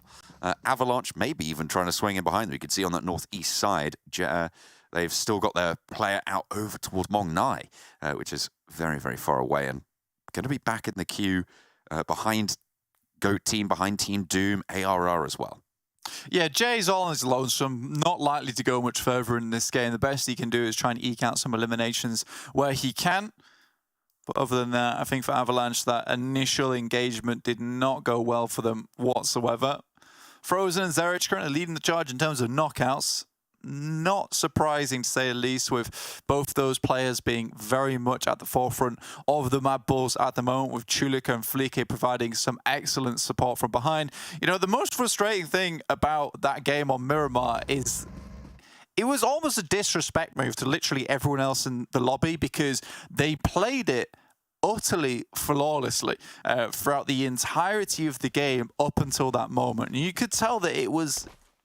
Well, everyone could tell that it was just a bit of fun, right? But up until that moment, nothing had gone wrong, and every decision that they'd made was intelligent. It was incredibly intelligent, right? So for them to just throw away the chicken dinner like that, like it was nothing, it just shows what they think of the rest of the lobby. Yeah, I guess. I mean, it's definitely a statement, right? And to be fair, I feel like you need to connect with, I think, is it two or three pan hits, right? Strikes to be able to get an elimination. They've already tagged him a little bit, so I imagine it would just be the 2 melees. So all they needed to do was swing and land it. So it wasn't without difficulty, but yeah, absolutely. It is very much making that gauntlet throwdown to the rest of the lobby to say, you've got nothing on us. Pretty much, yeah. For Gladiators, though, strong position. I think they were playing with just the 3 players at the start of that last game as well, which isn't ideal, of course. But now playing with 4, have all of them in here. Matic, Tixie, Mekuk, and Kitsune, all moving down from that northwest island. A lot of scuffles going on. A lot of teams not afraid to fight here in this lobby. AR as well as GOAT getting in the mix of it. Leaving outside of Parasite, nothing happened between them and Team Doom. Happy to just share that compound for the time being. With the increased value of these elimination points, I mean, people are really going hell for leather on these Sanhoks. Proxy swings out wide, Elementrix feels the brunt of it. Very nicely pumped in with the auto shotgun. Really not much you can do at that range against it. Ooh, doesn't actually. Managed to pop the first hit because Octavian there just pulls up short on the moped, and Team GOAT get rolled away by ARR. 2 players left standing. Octavian is in, potentially looking for a third party here. He's been devilish on this engagement and looks for more. Will spot out Becca before the res comes through, and the rest of Nexus are rolling up as well. Becca in a 1 versus 3. I mean, ARR, they're no stranger to these clutch situations. They've just seen one, but it's Becca's turn now. 3 players from Nexus, and I don't think they're going to be as forgiving as MADBULLS were at the last. Behind the rock, will not give the game away just yet. Waiting for players to move closer, but Keme has the wits about him. Checks every rock, every nook and cranny, and finds themselves the last of ARR. Yeah, there's a double backflip off the back of the rock into a prone with a DBS. It was stylish, to say the least, but with that many footsteps, it's hard to pertain exactly where anyone is in that situation. So you feel a little bit bad for Becca there, but good third party coming through from Nexus to solidify a spot up towards that northern side, which is going to give them a bit of pressure they can put on the rest of the lobby. Coming into our next circle, though, heads over towards Gladiators in an extremely good spot over here along that river confluence compound, with a little bit of pressure up towards that eastern side too. To MUERTE, going to be probably a spanner in the works here. They'll have to deal with them at some point. But MADBULLS, Major Pride, VIRTUS.PRO, Dark Project, and Cave all will have to clash against one another before they can even head up towards this position. Sly Europe find the corner effect position. And a good start to this crash. Major Pride have been holding for a while now, and getting that knock is a good opening. Not without its cost, though.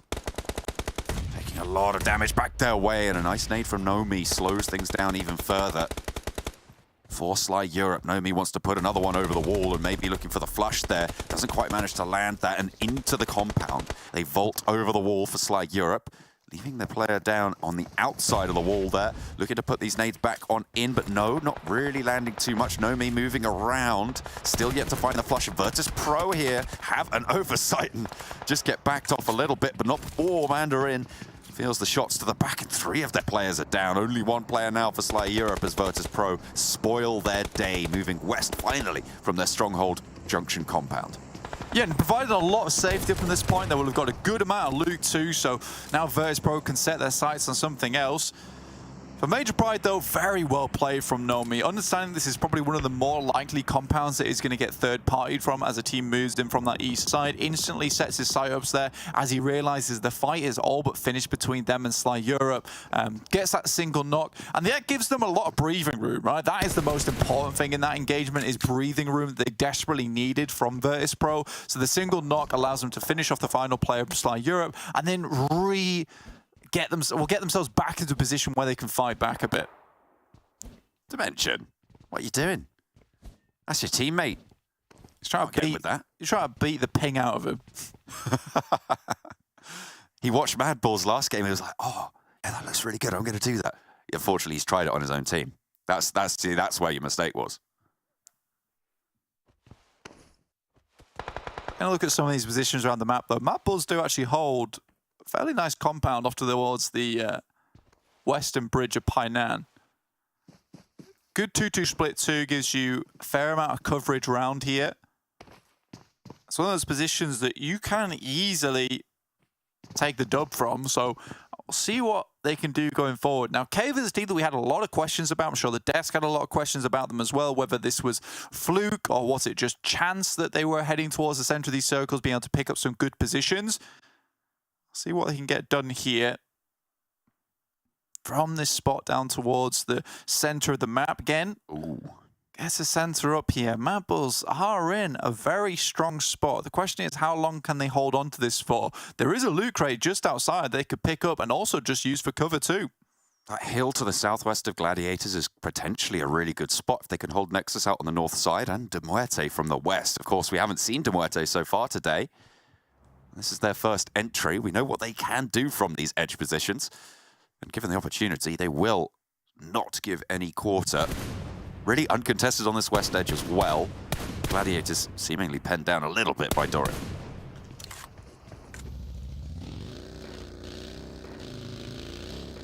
Could cause some problems. Now, MUERTE, another team that could potentially take this victory. Very strong on Sanhok, as we know they are.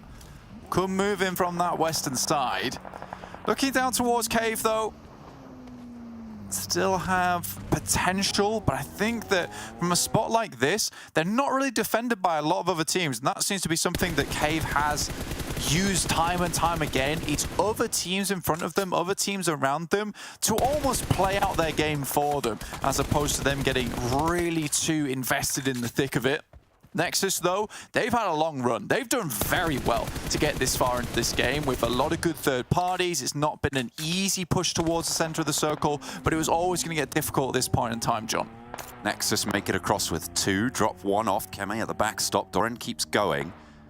Further south and actually into the hills there. Octavian likely just going to get flushed out here. Happy has got the sightline, but the bleed and the blue zone will just develop in the end. Keme has got the sightline. You can see our predictions flashing up, and MUERTE, MADBULLS on the split.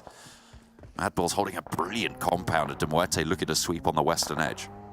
See, I'm going to go for the mind game play on this prediction, you see. So I think that MADBULLS, you know, they played everything extremely well in that last game and gave up the chicken dinner. And now they're going to take the disrespect to another level, man. They're going to go for the chicken dinner now on Sanhok, a game and a map with extreme variance. They're going to say that, you know what, we're confident to make it reliable 100% of the time and pick up another chicken here on the most unreliable map. So I think that could be the thing that sets them apart. Now, for Cave, they do find some good damage over towards Dark Project and are defending this position for themselves. Flique takes a long shot over towards VIRTUS.PRO as they're trying to get across the bridge, and Major Pride happy to invest themselves in towards that engagement and get on that third party, but MADBULLS will pick up a few eliminations for their troubles. Circle down towards the south, favoring MADBULLS. That is absolutely a MADBULLS circle there. Team Doom fell, were extinguished on the northeast side near, excuse me, who are down to 1 now after a knock and a death to the blue. Major Pride, very, very much diminished. Gladiators from the north, MUERTE from the west, Cave from the south. These are the main players right now. MUERTE yet to fully recoalesce on the western edge. Nexus, still alive though. I really do like that from them. I mean, perseverance is something that we've seen from Nexus, and that was a question we had about them, whether they were just getting strong spots in the circle, were they blessed just a little bit? But I think even when they're not blessed, yes, they're not one of the most dominant teams when it comes to team engagements, but what they certainly are is determined to get towards the end game each and every time, trying to upgrade their gameplay, which is something that I have to respect from a team. It's something I really like in a team too, but they are locked down by Gladiators now. With Keme going down, with only Doran remaining, we'll see if he can pick himself up. Maybe elimination, but it's not to be, with Matic picking that one up. From the north side, Gladiators finally start to move south. It feels like they've been playing a little bit slow so far in this game. They haven't really gone aggressive. They are sticking to that edge. See if they can capitalize on that playstyle. Yeah, I mean, it's worked, right? They've cleared out that northern side. It was unlikely another team would come barreling down through there, but, you know, you have to stick to your guns and play out the strategy in front of you. And luckily for them, you know, it worked out, and Nexus did come passing through, in which case they picked up a couple more eliminations and now understand the entirety of this northern edge is theirs to control, it is theirs to sweep. I'm happy already going down from MUERTE. Moving out to the east, the Gladiators may be looking to just corral everybody together. Milky Way pretty close by, did draw up short, and Happy goes down to a shot from Cave coming through. You don't really want to overinvest now. MUERTE is suffering. Cave have the high ground on them. Grenade over the top, just moving on forwards. Gladiators not going to let this one rest. And the circle again. This is a MADBULLS circle once more. Yeah, I think for Cave, they do really well on Sanhok, and I think it's because they play this more sneaky play style just a little bit, but they are very strong when it comes to engagements, right? They hit some excellent shots, they're able to take out teams. It's just these little moments of indecision maybe here and there from what we saw yesterday with the cars and the smokes. It just doesn't come to pass where they get those chicken dinners confidently. However, Cave has certainly set themselves as a team that gets big numbers and big placement points over on Sanhok. Able to manipulate the teams around them is a very remarkable ability that they seem to have mastered. MUERTE on 3, pinned down by Tixie seemingly. The question is, Gladiators, do they push in towards this and try and go for flushes, or do they prioritize the circle? Because it is going to close on them, and it is closing now. Spray down, a wild rotate for MUERTE.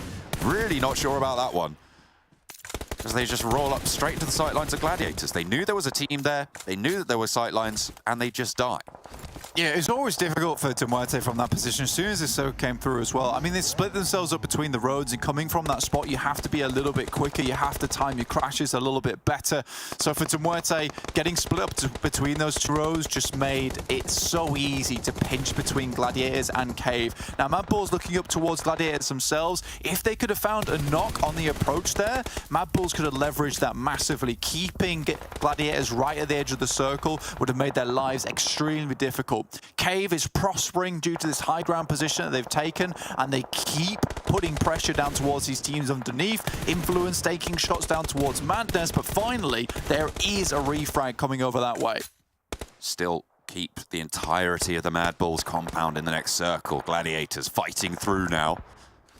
7 eliminations already. Cave, 1 knock. Resible definitely bring them back to the feet, get the heal off, but back to the zone. They will have to descend. How do they do it? 2 vehicles in tow. Dimension breaking out wide, so they're going to have that off angle, want to try and get the side swipe on MADBULLS positions, peeking out. Here comes Creepy down the hill in the pickup truck, will lead the charge there, drops out behind it, moves to the rock, shot down by Meku from the Gladiators, and not going to be safe from those angles either. It's MADBULLS to pick up the elimination, but Cave being dispatched right now. Really not much more they can do. I feel like they're just leaving some meds out there to try and heal out as long as possible, try and outlast teams like Excuse Me and Major Pride on the eastern side, who are right on top of each other, bridge top and bottom. MADBULLS move out. Finish off the remainder of Cave as they come down from this mountainside, trying to pick up as many eliminations as possible. Now, the real threat is Gladiators, but look at this. Getting out from this position for the Gladiators as the circle yet again comes in towards MADBULLS is going to be so difficult. They'll need smokes, they'll need everything to make this happen. However, you wonder how much they were able to loot. considering they were on the Northwest Island by themselves for such a long time before heading down towards that Confluence compound, maybe they have something up their sleeves, but already one goes through. Great dodging ability coming through from the rest of Gladiators. Maybe they can make something happen. But excuse me gets involved, John.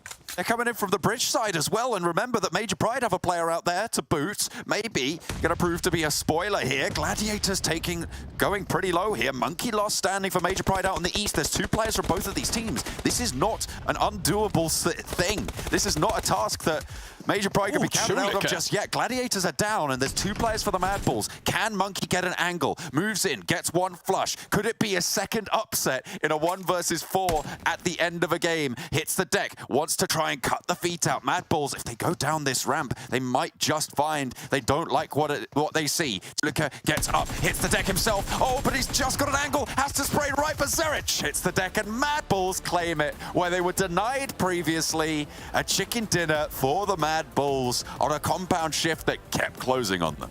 Absolutely no pans involved in this one, just cooking up a nice chicken dinner over the heat. Really, really well done, and a nice little play to finish it off as well, right? You know, you send 2 players underneath, you hear that he prones in front trying to look for the feet as they pass by. So you send 2 players underneath as one slowly moves through the floorboards on the top side, meaning that he was forced to stay prone if you want to get that second elimination over towards Zerich, in which case, you know, you just have a player jumping out on top of you. So MADBULLS, again, they're very good at this ability where, you know, you have a 3v1, a 4v2, where they could effectively displace that attention from a lot of these players where they're forced in these engagements where it is unwinnable.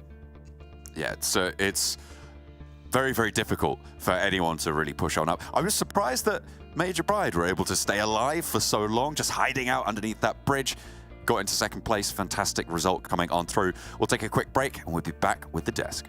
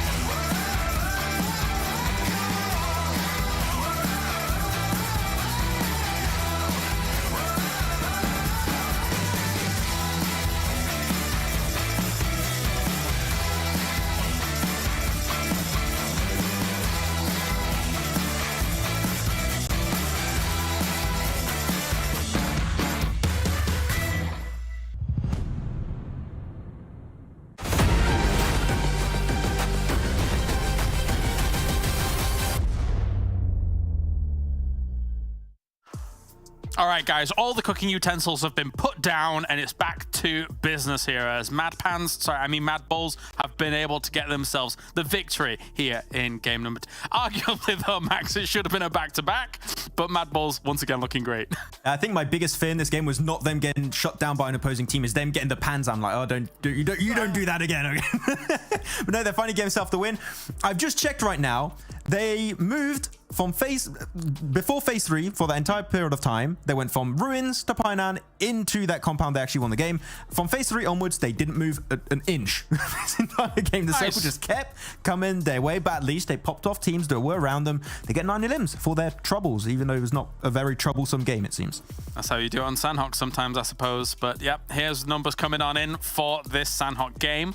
And as we look a little bit further down, unfortunately, it's actually mind-boggling that MUERTE only got 11th place, considering how much of the west side of this circle that they had. Me and John actually went for them in terms of the prediction, but they were just so slow, man. Slow on any kind of choice about where they want to move on that west side, Max. I was also hesitant on picking them as my prediction because they were entering from a good position. There was no team that was going to really cause any issues for them. They did do some weird moves when they were actually moving in from the western side. Like they had 2 players in ruins at some point, which I didn't fully understand. It didn't really hinder their approach because no team was really around them at that point. But then they just, as you said, slowed down the approach just so significantly, and Gladiators just start speeding up their rotation that you're just going to be caught out in that weird split across the road, and you're not going to be able to get back together if you get players knocked. So yeah, a little bit of a weird move, but MUERTE, you know what, they gave themselves still a decent amount of good games throughout these last 2 days now, so I'll give it to them. It is fine. They're going to have a little bit of a break on that one. But Gladiators playing trifecta on a circle. These circles on Sanhok have been rough though, Kalaris, we talked about.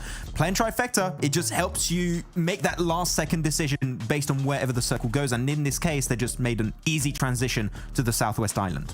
Yeah, absolutely. And as you were pointing out whilst we were watching the game as well, everyone knows that this is where Gladiators tends to pitch up. So it's difficult even to know that you can say, okay, let's crash into this spot, kind of take control of it. Because you know, chances are you're going to be going up against Gladiators, which is not exactly what these teams want to be doing. Here's MUERTE's move in on this west side. But by the time they made the decision to move in, Gladiators had a good overlook across them. And as you can see in the distance, Cave still getting far in these Sanhok games, Max. They seem to know where to go. Yeah, I mean, they're good when it comes to rotations, right? They do not struggle into getting good positions. They like to be one of the first teams to move. This is what they did this game in particular. They started moving really, really early on, and it works out for them. I think it's just like the firepower. They maybe lack a little bit at the end of the day. If they can work on that, that would be completely A-okay. But yeah, Monkey, no pans, so no easy 1v3 for you there. He tried to, at least he gave himself no second place. He was solo for the longest time, actually, for Major Pride. I think he went out in phase 4 or something. So yeah, second place for all of that as a solo is definitely a big win. Oh, these really are Sanhok numbers. Look at that. I will say, though, we weren't focusing that much on them whilst we were watching the game. But excuse me, doing work, starting things off around that boot camp area, being able to work their way down towards us. And yes, they weren't able to fully bridge across that river that we see in the middle there, Max. But 10 eliminations going their way. That's some big numbers here for excuse me. Yeah, big numbers, and I think 4 of those actually came out on eliminating Game Lord inside of boot camp. So very similar to what we said about Picardo and Miramar. Game Lord and excuse me, it doesn't matter which team remains there and which team moves. It is not worth staying there for the long time because it's not like you have one Sanhok every once in a while, like in previous map rotations. Yeah. It is going to be a third of your total map pool in this PMPL. So yeah, that hot drop in boot camp definitely not been working out for Game Lord. So if I'm Game Lord, just give it up and just go for another spot. There's a lot of available positions around boot camp, so you're not going to be too far out of your comfort zone, so just it's not worth it.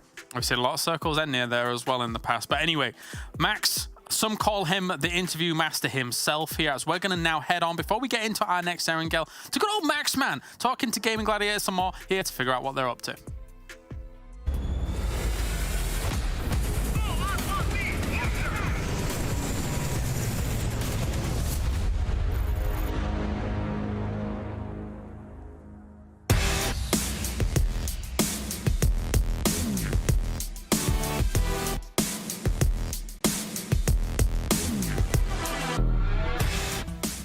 Right now, looking how things have been changing for you guys. I mean, last year was a big shift. You was Na'Vi, then unfortunately Na'Vi dropped out, and then you became HVVP, and now you're joining a new org, which is Gladiators. How would you say that's potentially affected you and the team, the fact you joined this new org before this season? Ну, повлияло положительно. Организация к нам относится очень хорошо. Наверное, это лучшее взаимодействие с организацией, в которых когда-либо я был. Поэтому у нас все хорошо. Well, that's perfect to hear. Hopefully it's going to work out for the entirety of 2023 for you and the team, Tixie. But Tixie, I mean, talking about you specifically as an individual, you have become MVP so many times in so many tournaments right now. You created a true legacy for yourself when it comes to PUBG Mobile esports. What would you say would be your individual goals that you set for yourself in 2023? Я особо об этом не задумывался, всегда просто много работал, но если так подумать, подтвердить, что я лучший игрок Европы, наверное, а далее уже работать и стараться забрать МВП чемпионата мира по МГС или PMVI. Well, of course, PMGC is going to be the end goal for everyone out there, pretty sure about that one. But as always, at the end of these interviews, Tixie, I like to give you a quick opportunity to talk to the fans out there that will be supporting you and your team this spring season of Europe. The floor is yours. Хотел бы сказать большое спасибо нашим фанатам, которые поддерживают нас на протяжении уже нескольких лет. И это действительно важно для меня, чтобы вы писали хорошие комментарии и так далее. Well, you heard Tixie here, guys. Put some good comments down in the comment section to support the side of Gladiators in this season. Well, thank you once again, Tixie, for this interview, and good luck heading into PMPL. Спасибо, всем пока.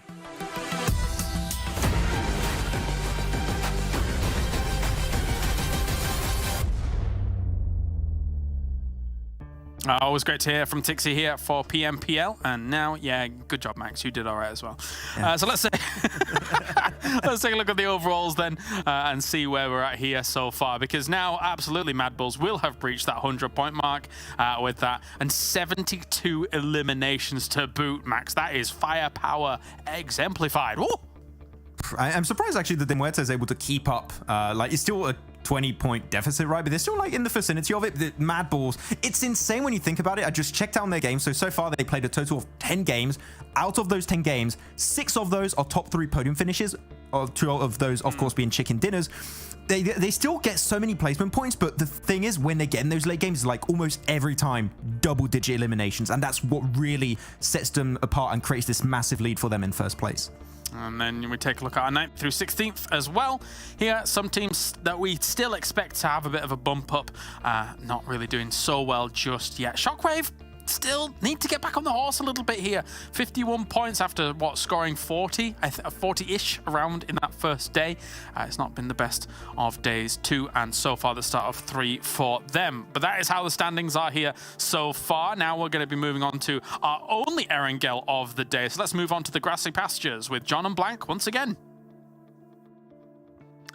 He loves the grassy pastures, does Arcalares. He's a big fan. You know, he's got a certain level. You're right. You got it sorted. So much hair. Yeah, it's misbehaving. Get a pan to it. It'll sort it. Disgraceful behaviour from it right now. Don't like that. It's all right. Oh, you know what? We're not on camera for very long because we've got the Erangel coming up. I know it says Miramar in the top corner, but that's lying to you. That one is Erangel coming up next for the 3rd map of the day.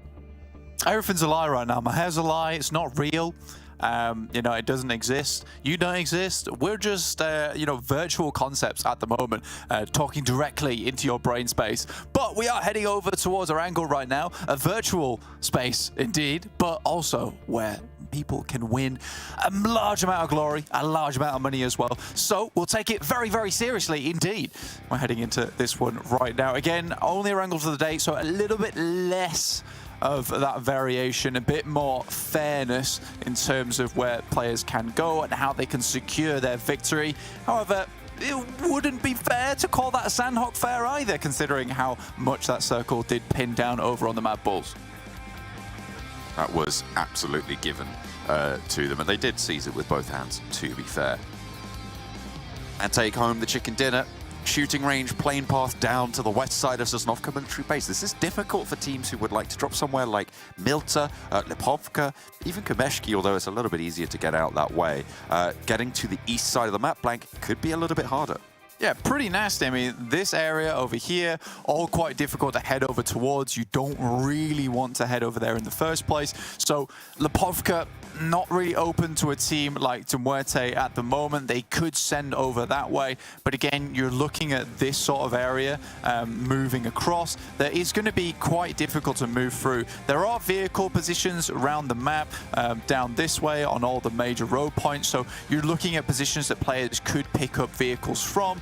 But it's not, again, going to be ideal to get towards MUERTE Power or even Novorevnoye. So you might see a team like Major Pride dropping out fairly early here. Instead of heading down towards Novorevnoye, they're going to get mixed up towards that top side of the map. But as we know, there really hasn't been a lot of teams taking up space over here at the map anyway. So this is going to be nice and easy to play around with. Most teams can take a nice position. And more importantly than anything else, hallelujah. Gladiators can play in North George finally. They can get their foothold. And a Western Circle as well means that they're close on the road on the rotations, see where they want to go for. Normally, you're going to be looking at an Everest directional rotation for the Gladiators' position right now, moving down a little bit south from their location. The question is, at what speed do they do that? Because the Unicorns of Love are up in Zaki and will be pushing in behind them as fast as they can. Absolutely. Here. Okay. Team Dim heading on up the gondola, getting as far as they can. If you can't get a vehicle, you take the gondola. Slightly slower, slightly more boring, but gets you there nevertheless. Public transport, better for the environment, I've heard. The MUERTE going toe-to-toe with Excuse Me, and predictably coming out on top on the first part of the engagement. Milky Way, a little bit low on HP now, though, so needs to be careful if Excuse Me want to send backup. Yeah, interesting that MUERTE would actually head down towards Sosnovka in the first place. I mean, we saw them able to find themselves a good position down towards Sosnovka on our game of Erangel yesterday, where it did end up all the way over in Novorepnoye in the first place. This circle looks a little bit nicer, let's say. This is a little bit more kinder over towards Gatka. Obviously, the fielded area, quite difficult to play around with towards that end game, particularly if you get one of those open spots towards the fields itself, in which case you're really going to have your wits about you to make it all the way. Looking at some of these other teams in the lobby, though, MADBULLS currently in Rozhok, their usual stomping grounds, and GameLord opted to actually pick up vehicles and head towards Yasnaya. But again, Prison, MUERTE, Lipovka, very notably, no one in them right now, very empty. So positions to maybe pick up a bit of loot before you want to head back over towards Gatka Way. But again, you are putting yourself in a little bit of danger by doing that. If you head too far out towards that eastern side, you're going to lack information. You're going to like ideas of where players are currently headed towards, and specifically with that playing path as well, it means that a lot of these teams aren't going to be in their regular spots in the first place. So if you head too far east and then don't head into the circle early and claim a little bit for your own, there's a lot of unknowns that you have to deal with. Information. Very important on these rotations, especially in this first zone. Dagestan over in school apartments on the split there. You can see they've got a lot of ground covered by them. They have got a lot of sight lines, a lot of area scoped out and gaining that information to see if anyone's dropping nearby. North in Rozhok, it's the MADBULLS, and that is a dangerous team to be nearby. Major Pride ahead of them on the west side rotation. Teams will now be starting to look to rotate, especially teams like Team Doom all the way out on the east. MUERTE actually broke away from Excuse Me on the west side of Sosnovka. Obviously, the plane path did drop them on that west side, and they are going to head out to Novo. The question is, how long are they going to spend there? Because we're already looking to move into the rotational period of this match. Yeah, I think they had a short scuffle over towards that northern side of Excuse Me before they did end up moving over towards that eastern side of Novorepnoye. So at least they know that there's only really going to be one other team to contend with, and it's quite a simple rotation over towards that western side and up the bridge. The question is, how quickly will Excuse Me actually head up that way, in which case the MUERTE might have to deal with a lighthouse position and some high ground as they move through. But if they can get vehicles, barrel on out, and just pray that the shots don't hit them, they should find themselves pretty easily in towards this circle, considering there's not a lot of teams that's going to be breaking up that rotational path. And I don't think right now with this circle, a lot of teams are going to be really like thinking about, we are going to gatekeep some teams down towards that south side on the bridge. They'd much rather have a stronger position in the circle. And we know that a lot of these teams currently are playing a central focused play style where they're heading towards the middle, they're picking up those priority compounds and then playing from there. And even our strongest team, MADBULLS, arguably is on that same play style. It's just that they have this very wonderful ability, just like some other teams in the lobby. I'm thinking of Gladiators, to MUERTE, to pick up spots that maybe aren't the best, but will provide them an ingress in that late game to pick up those absolutely insane spots where they can win the game out from. It is something that you definitely need when you play central base, which is, you know, you can't get first best, but you make do with second or third. You definitely do. You definitely, you'll take those. You'll take those, right? On board with GameLord right now. South of Yasnaya, still looting up, as a lot of these teams are. No real conflict in their immediate future. MADBULLS have moved north of the river, closer to Shockwave. MUERTE probably thinking about starting to leave Novo as the blue zone will come for them. Although, to be fair, zone 1, you can sustain a lot, and if you have all of the loot in Novo, it's probably going to be fairly reasonable to sustain off of that loot and come in a little bit later, but they will have to push in behind Nexus and lack information. I mean, Happy right now does seem like he's lacking on medical supplies at least, which is going to be one of the more important things to pick up. MADBULLS move over towards that northern side, towards Shockwave's position, maybe thinking about picking up Box Compound and holding out Gladiators. Pulling up in the vehicle, just sorting things out, getting rid of the tyre. A little bit more handleable, and off they go. 2 players in tow. Oh, not so lucky there. But they managed to correct it. A lovely little flip. No points for that, though. Yeah, right now in the game, this area of the map, not exactly populated. So picking up some areas around here and then getting base set up is quite important for a team like Major Pride, especially because they're one of the furthest teams towards the center of the circle at the moment, other than AAR and KONINA Power. So I think for these guys getting to this position, understanding that it's still quite open, you can pick up some strong spots to play from in Ruins. A lot of unlikely positions, right, where you can make some sneaky moves, some assassinations from up on high behind the Ruins. So some of these teams will have to be quite careful about that. MADBULLS moving towards the north side for a second. Think better of it though, and then just start to send straight past the guys from Major Pride, potentially taking a couple of bullets here and there, but they're looking to pick up a strong spot in the middle also. Circles continue to close. Gladiators south, Shockwave south. Unicorns I love mounting up now. Excuse me. Not looking to go for this West Bridge just yet.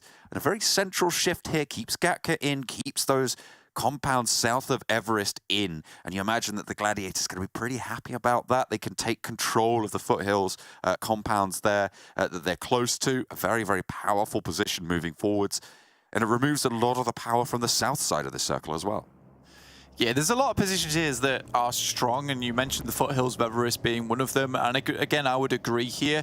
The one thing I don't like about this spot for Gladiators is they kind of always have to leave a couple of players behind towards that fielded area underneath Hospital, because you really, really don't want to get in a situation where a team like Unicorns will love, or even Shockwave move over the top of Everest and backfill you. It's one of the worst places to be at that point in time. So Gladiators scout just a little bit, figure out where exactly everyone's playing, and then they might move into one of these compounds. But time is against some of this with this, because a lot of teams now realize that this is going to be where this circle will end up. It's the battlefield that they'll be ending on, so picking up these compounds underneath Everest, a real priority. First rundown coming on through for Shockwave as they manage to find 1 and 2 swiftly onto Major Pride, and that is going to be excellent news for them. Very clean on this take. Now 1 player left standing on Major Pride. Nomi needs to keep them going. Push themselves up as they crash bumper to bumper and sandwich a elimination in the middle of it. No, mate, down in the bush. The Shockwave, they're happy. They feel like they've done their job. Game Lord might be in to sweep up the pieces, though. Yeah, a little bit awkward there, honestly, considering that we did have Shockwave moving through and also Major Pride down to 1 player for the majority of the other game, and now again on the same kind of playing field. And I think losing that player there, I think that might be Major Pride just down now. So from what was a decent position up in Ruins, now a horrible position to be in. Just looking at people swinging pans? What's going on?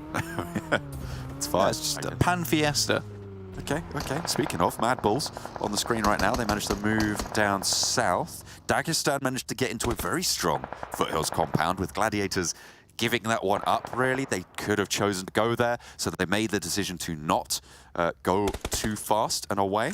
I take very far south on the Gladiator split. KONINA Power southeast side, playing around their compound, and the foothills on the outskirts of it.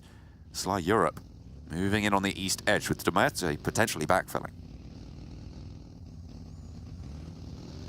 DeMerte finally moving out. It looks like they actually went over that eastern bridge, which is quite interesting. And again, does work out in their favor, considering they know there's not a lot of teams around this position. And excuse me, we're down towards that western side. If they did head up towards that western bridge, potentially they come into contact with excuse me at some point in time, but instead they take the closer, move through farm. Takes a bit longer to do, but it's much safer getting those 4 members in. And we all know, and you all know at home, that honestly, when you get towards these end circles and it is a fielded area finish, you want all 4 players up. Having those extra angles is the difference between winning a game and losing a game. Because if you have someone that can refrag in a lot of these situations on fielded areas, it will be a case of having a 4v3 go down to a 2v1. And when you get to a 2v1, it is almost guaranteed that you will not win that game unless you have some stroke or a stroke of luck, or you were insanely good at the game. Or managed to pop a grenade around the side. Unfortunately, there's still a little bit more than 2 on the Unicorns of Love roster there. Beast actually dropping to a knee to get the res up onto 0. Still doable here in phase 3, and the zone won't tick hard enough to take you down instantly. Needs a bandage. Pretty lickety split though. Can't afford to waste any time. Fortunately, Team Doom have evacuated in the meantime from the northern side. Will look to move south. Goldie moves through here. I'll look for anything else at the moment. Team Doom obviously not enjoying that engagement they had with Unicorns of Love.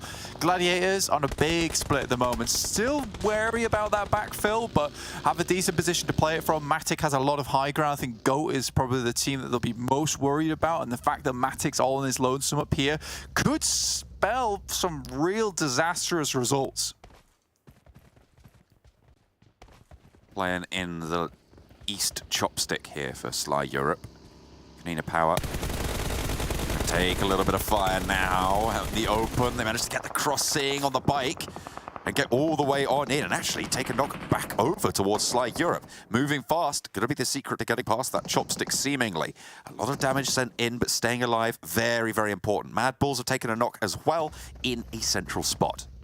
Yeah, MADBULLS taking an aggressively risky position towards the center. It's not the most amount of defense that they could afford themselves. However, what it does do is provide them some good position going forward in terms of getting towards another location where the circle might end up. So I don't mind it too much from MADBULLS, and we know that they can play these typical types of positions.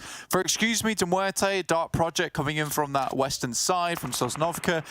Having a little bit of struggle now, considering they have to move through a lot of teams, and MUERTE is at real risk of being backfilled by 2 teams in Dark Project as well, excuse me. But I think both these teams quite comfortable to just sit where their compounds currently lie. North side, Team Doom eliminated by the Unicorns of Love. Or the remnants thereof. 2 players left standing for the squad. Lovely bit of nade work to thin the troops. Dagestan still playing on the compound on the north side. And a bit of a fraught, tense situation on this south end as well. Blank team, GOAT team on the west have got Matic in front of them. And that's a very isolated position. Matic needs some backup or needs to get out of there fairly soon. Chopstick's still in here. Sly Europe holding on to that one. So I think for them, another team would most likely want to occupy position in Chopsticks with them. That seems to be Shockwave, who's picked up that one. So these 2 teams will be in contest with one another, perhaps not right now. Seeing that Sly Europe's down towards that southeast edge, Shockwave opts to take up on the northwest. Gives a lot more agency going forward as well to try and pick up some eliminations. Also been protected by Sly Europe in a certain way. Unicorns of Love though get dispatched quite quickly by Dagestan. They barreled through Doom, but couldn't quite do the same with Dagestan. North side, 3 players active for Dagestan. GOAT team still very close to Matic. They are giving him a lot more credence than potentially he deserves. And now they just naded him out. Matic, I don't know why he didn't leave this position earlier or why they didn't regroup on it. He's got that buggy there. You can see it down the hill. And they just lose a player on the Gladiators. I mean, I said this earlier that, you know, that position would spell disaster, and it certainly has with GOAT actually moving up on it. Doesn't provide you a huge amount of cover. It's more of a scouting position. And I think with all the effort that Gladiators put into actually holding off a backfill up towards this western side of the map, the fact that they didn't really fully engage on that in terms of checking out that western side, not trying to scout so much up towards that east and just put more focus on keeping keeping teams out on the west before moving in. That really did lead to the downfall there with Matic going down. So Gladiators down to 3, which seems to be a regular occurrence now, not able to get towards those end games as 4 players. That will put a spanner in the works for them. Definitely going to make things trickier, but they're going to move forwards undeterred. See where they opt to crash for, because there's not really too many unoccupied spots anymore. Shockwave may be the first team to receive in their little circle of hell, and in fact, Tixie sails wide. They are diverted. Unfortunately, the MADBULLS spot out Mecha at the back, and the Gladiators will have their back player flushed. Tixie knocked by Sly Europe. Kitsune now last standing, crashes straight into where Dagestan were playing. No, diverts and actually goes along the side of the chopstick there. Finally picked up, and Shockwave get lost. They throw themselves onto the fire and get burned. Victor taking a couple of shots that way. Not much more found from that position. Game Lord really haven't had a massive shout in today. Still keeping up appearances though in 5th place, 63 points, but almost double that is first place of 118 with MADBULLS. But again, that is a massive outlier. We really aren't seeing many teams reach the same heights as MUERTE and MADBULLS at the moment. So a lot of these points down towards the bottom, and a lot of these positions extremely malleable, which will be massively interesting as we head into our next 3 days of play, which will be happening just after our break day tomorrow. There will be a real good chance for a lot of these teams to try and pick up that 12th place position and net themselves some more points, but it will be a massively risky race for all of them. Shift up north. The chopsticks have value in this scenario. We've seen Shockwave holding on the north of the west stick. Sly Europe occupying the entirety of the east stick right now. Dagestan could potentially look to push down onto Sly Europe's position. ARR also, with this ridgeline, can look to push in towards Shockwave's spot, and the nades will just funnel themselves in the crater that Shockwave have.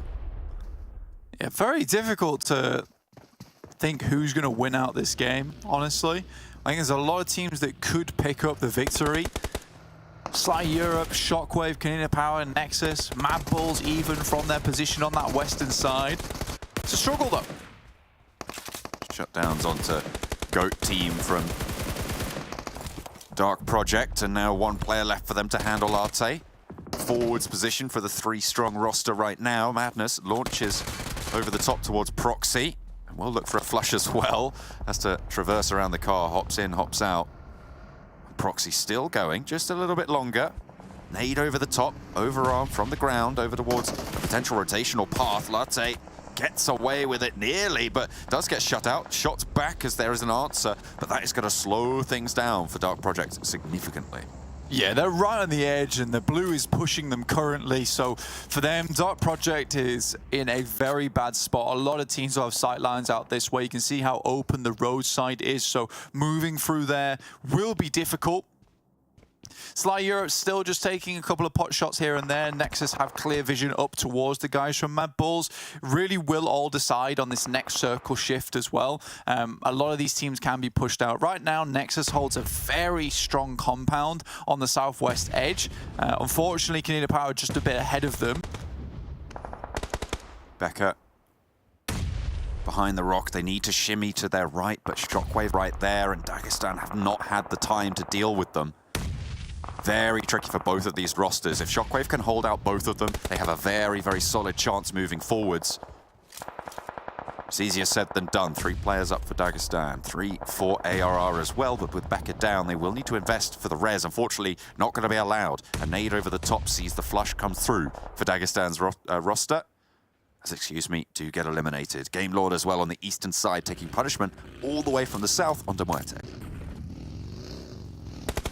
Dagestan trying to move in, but again, harried by many different teams. Luckily, keeps able to get through with the vehicle rundown on the way, which will really alleviate some of that pressure from AIR.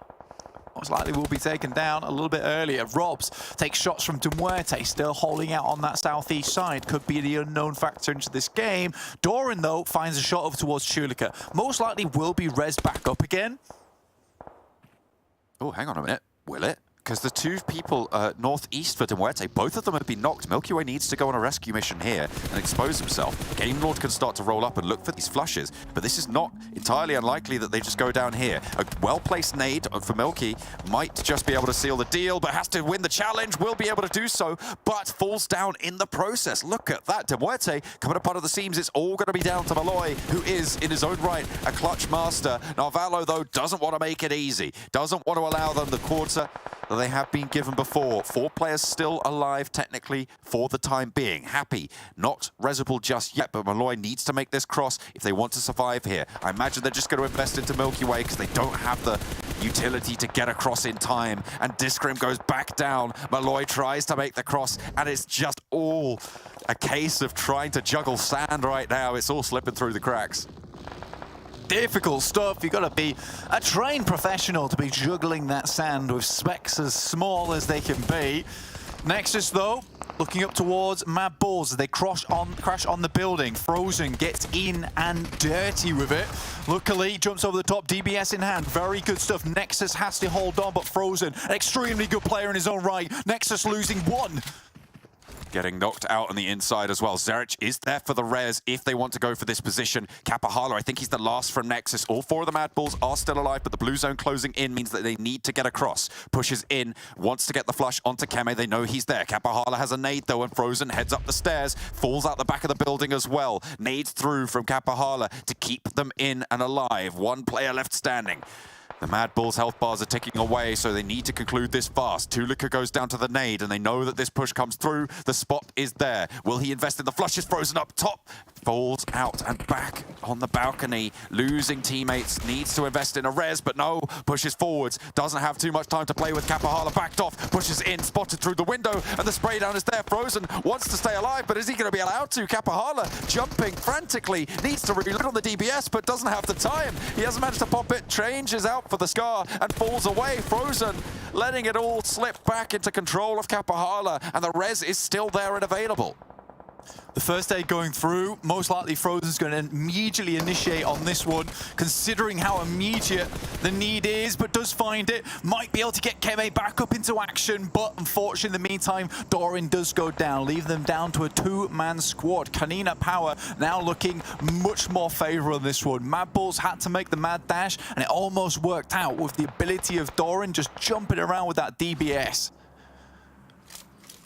It looked very, very shaky on the hold there for MADBULLS. I don't know what happened with the initial 2 knocks there. The crash from Nexus worked out strong. KONINA Power, the next challenge potentially, but they've only got 2 to play with this time around. Sly Europe still spread out so long, base of fire from their chopstick on the east.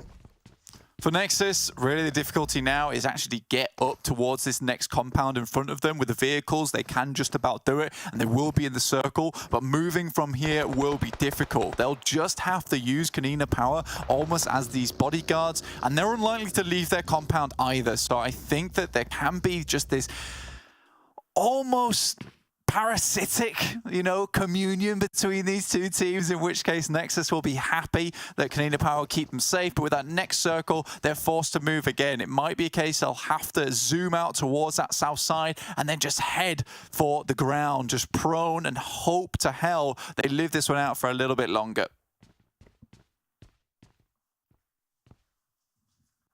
Five teams now remain. Game Lord have weathered the storm in the east. They haven't had the easiest time of it. Kapahala will be able to resupply off the MADBULLS stocks. And MADBULLS haven't been in too many scraps this game. You can see 8 smokes in the back pocket for Kapahala. They can look to move up towards Shockwave. KONINA Power just ahead of them. Shockwave moving down south. It's interesting that they would actually opt to head towards KONINA Power's position. I mean, under the smoke, it might seem that this is a much larger squad that's actually approaching them, which means that they'll either put less attention on it or more attention on it. More attention on it would be bad there for the guys from Nexus. And it's unlikely that Shockwave or Sly Europe are going to move from their position. But realistically, all the guys from Nexus need to do right now is just move up, get in towards a circle, and try and not poke the nest that is KONINA Power. Shots out towards the crate. not in this next circle, and they do need to get closer in. A nade over the wall, manages to slither along and nearly takes down Kapahala. Has to hit the deck. Picks up a ghillie suit from the crate in the meantime. It could be very useful in these next circles, but only if you stay alive. Shots are just winding their way through their crops right now as Kapahala does go down. Should get shut out as well. Keme as well on the outside, and the door is closing. Yeah, I think for them, realistically what needed to happen was just to hold this one out as long as possible, and no one's crashing in towards this spot with KONINA power. You'd expect SHOCKWAVE to maybe go for it. MG3, a great weapon to hold out from that spot. But any nade would do the trick at this point in time. In the meantime, on the other side, you've got Game Lord and Sly Europe going. And loggerheads, SHOCKWAVE might just be able to play the sandwich filling. That's what they were looking for. Get that shift down. That's what they were looking for. This is perfect for Keme. Really, really well done. He's initiated this third party between two teams, and he can find that. It's massive. And there's a nade coming in from the back. I think that was SHOCKWAVE launching one in, and it takes down the backlines of KONINA Power, who fall in the face of the solo player, Keme. Well, this is what they wanted. There was 2 knocks coming through from SHOCKWAVE, and for NEXUS, all they could desperately hope for is that another team would get involved with all the fighting going on. That little loot crate provided them just enough cover to weather the storm. It would have been ideal if they had an extra player there like Kapahala still alive, but to initiate that fight between them as well as SHOCKWAVE was the required factor. And you can imagine the heads of NEXUS like, please take the bait, please take the bait, please take the bait. And finally, the SHOCKWAVE bite. Sly Europe have just been hiding in their bunker for so long now, and they have 4 players to show for it, more than anyone else can say. Now the question is, do you push in for the joining crater between these 2 chopsticks? Because you know there's going to be another team looking for that opposing one. SHOCKWAVE have more impetus to do so, given the shape of the circle. So a real long nade over the top. We wonder if it actually does any damage, just explodes behind him. Luckily for Keme, that could have been lights out. If the nade even hit just a little bit, and provided those damage numbers coming back towards SHOCKWAVE, they would have put in a lot more pressure. Again, he is really saved by the bell. He needs these smokes to be able to get across, but his time window is limited. Uh-oh. Not going to work out. Unfortunately, SHOCKWAVE do not get backed off the ridgeline, and NEXUS down in 4th place. So top 3 now, Game Lord, SHOCKWAVE, Sly Europe. Game Lord, the only team not in one of these bunkers. And with the circle closing, it looks like that might be a big advantage. Be a massive advantage for them.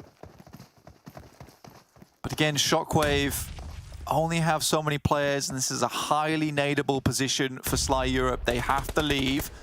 Game Lord, though, being on the outside of it, like you say, this is a great opportunity for them to third-party both teams who will have to remove themselves from these bunkers, and as they crawl up, they'll be met by the horrible sights of Game Lord, all proned and ready to go with 3Xs. The thing that Sly Europe have is that 4-player advantage. Nades can start to pour over towards SHOCKWAVE, who are going to have to move first. But you have to get over that lip. First move made, and a knock from Game Lord, a nade over the top to reflect, and they can start to cinch this one in under their control, into the smoke to try and heal and stay alive. Might be tricky to do much more than that. SHOCKWAVE will be burning away as well as the blue zone starts to tickle. And do more than that as well, and that is exactly what we were waiting for. They try and crest the ridgeline, and instantly they just get shut out. Sly Europe take it down. SHOCKWAVE, 3 players, try to challenge, actually might have a little bit better luck. They weren't on that forward face, and now they managed to get the opener onto Robs, bringing themselves into a 1-player advantage. Victor wants to try and trade that one off as they move forwards with the smokes. 10 eliminations so far for SHOCKWAVE, a really good job. And it feels like they've been tightening up any mistakes they might have made throughout the majority of the day. Unfortunately for them, Victor back in the game, looking stronger than ever. Speaking of, we'll be able to spray down Trazen, bringing them into 2 versus 2, but Victor's out in the blue, needs to get the knock onto Azer or push forward for something else. Terminus turns around and terminates his chances. Narvalo, last standing. Can he find the player out in the open? It's a 1 versus 1, but no, he stays in it, and SHOCKWAVE have their chicken dinner. They will be eating tonight. They managed to get some points that they needed to bring back that confidence. a really, really difficult game to predict there, because I think that when you look at it as well, you've got players like NEXUS who came under unfortunate circumstances. I don't think they expected MADBULLS to crash onto them. I think they were hoping to crash onto that building in the south and then slowly move through as a 4. Again, Kappahala playing an unreal game there to pull them all the way through. But yeah, them being able to initiate that engagement on that third party between them and KONINA Power, which again is unlikely. It's like they didn't expect one dude to be putting up so much pressure versus KONINA Power, and SHOCKWAVE is easily able to take advantage of that. From there, it was a little bit more rough, and without Game Lord, Sly Europe most likely would have won that versus SHOCKWAVE, but because they were there, they had time to work with. So SHOCKWAVE, a lot of fortunate happenstance, but also they really did take that game into their own hands. Some deep runs from teams that really quite needed it at this juncture. So good news all round for the later surviving teams. Let's head back over to the desk. Well, there you have it. Our Erangel is done here, and where do I even begin? What a bizarre game we just watched in terms of pushes up, in terms of the chopsticks being controlled here. But you guys at home, there's nothing bizarre about checking out the socials here for PMPL as well. Use the hashtag PMPL EU. Get involved on the Facebook, get involved on the TikTok, get involved on the YouTube, get involved over at Instagram. And little Max man here might hook you up. What do you think, Max?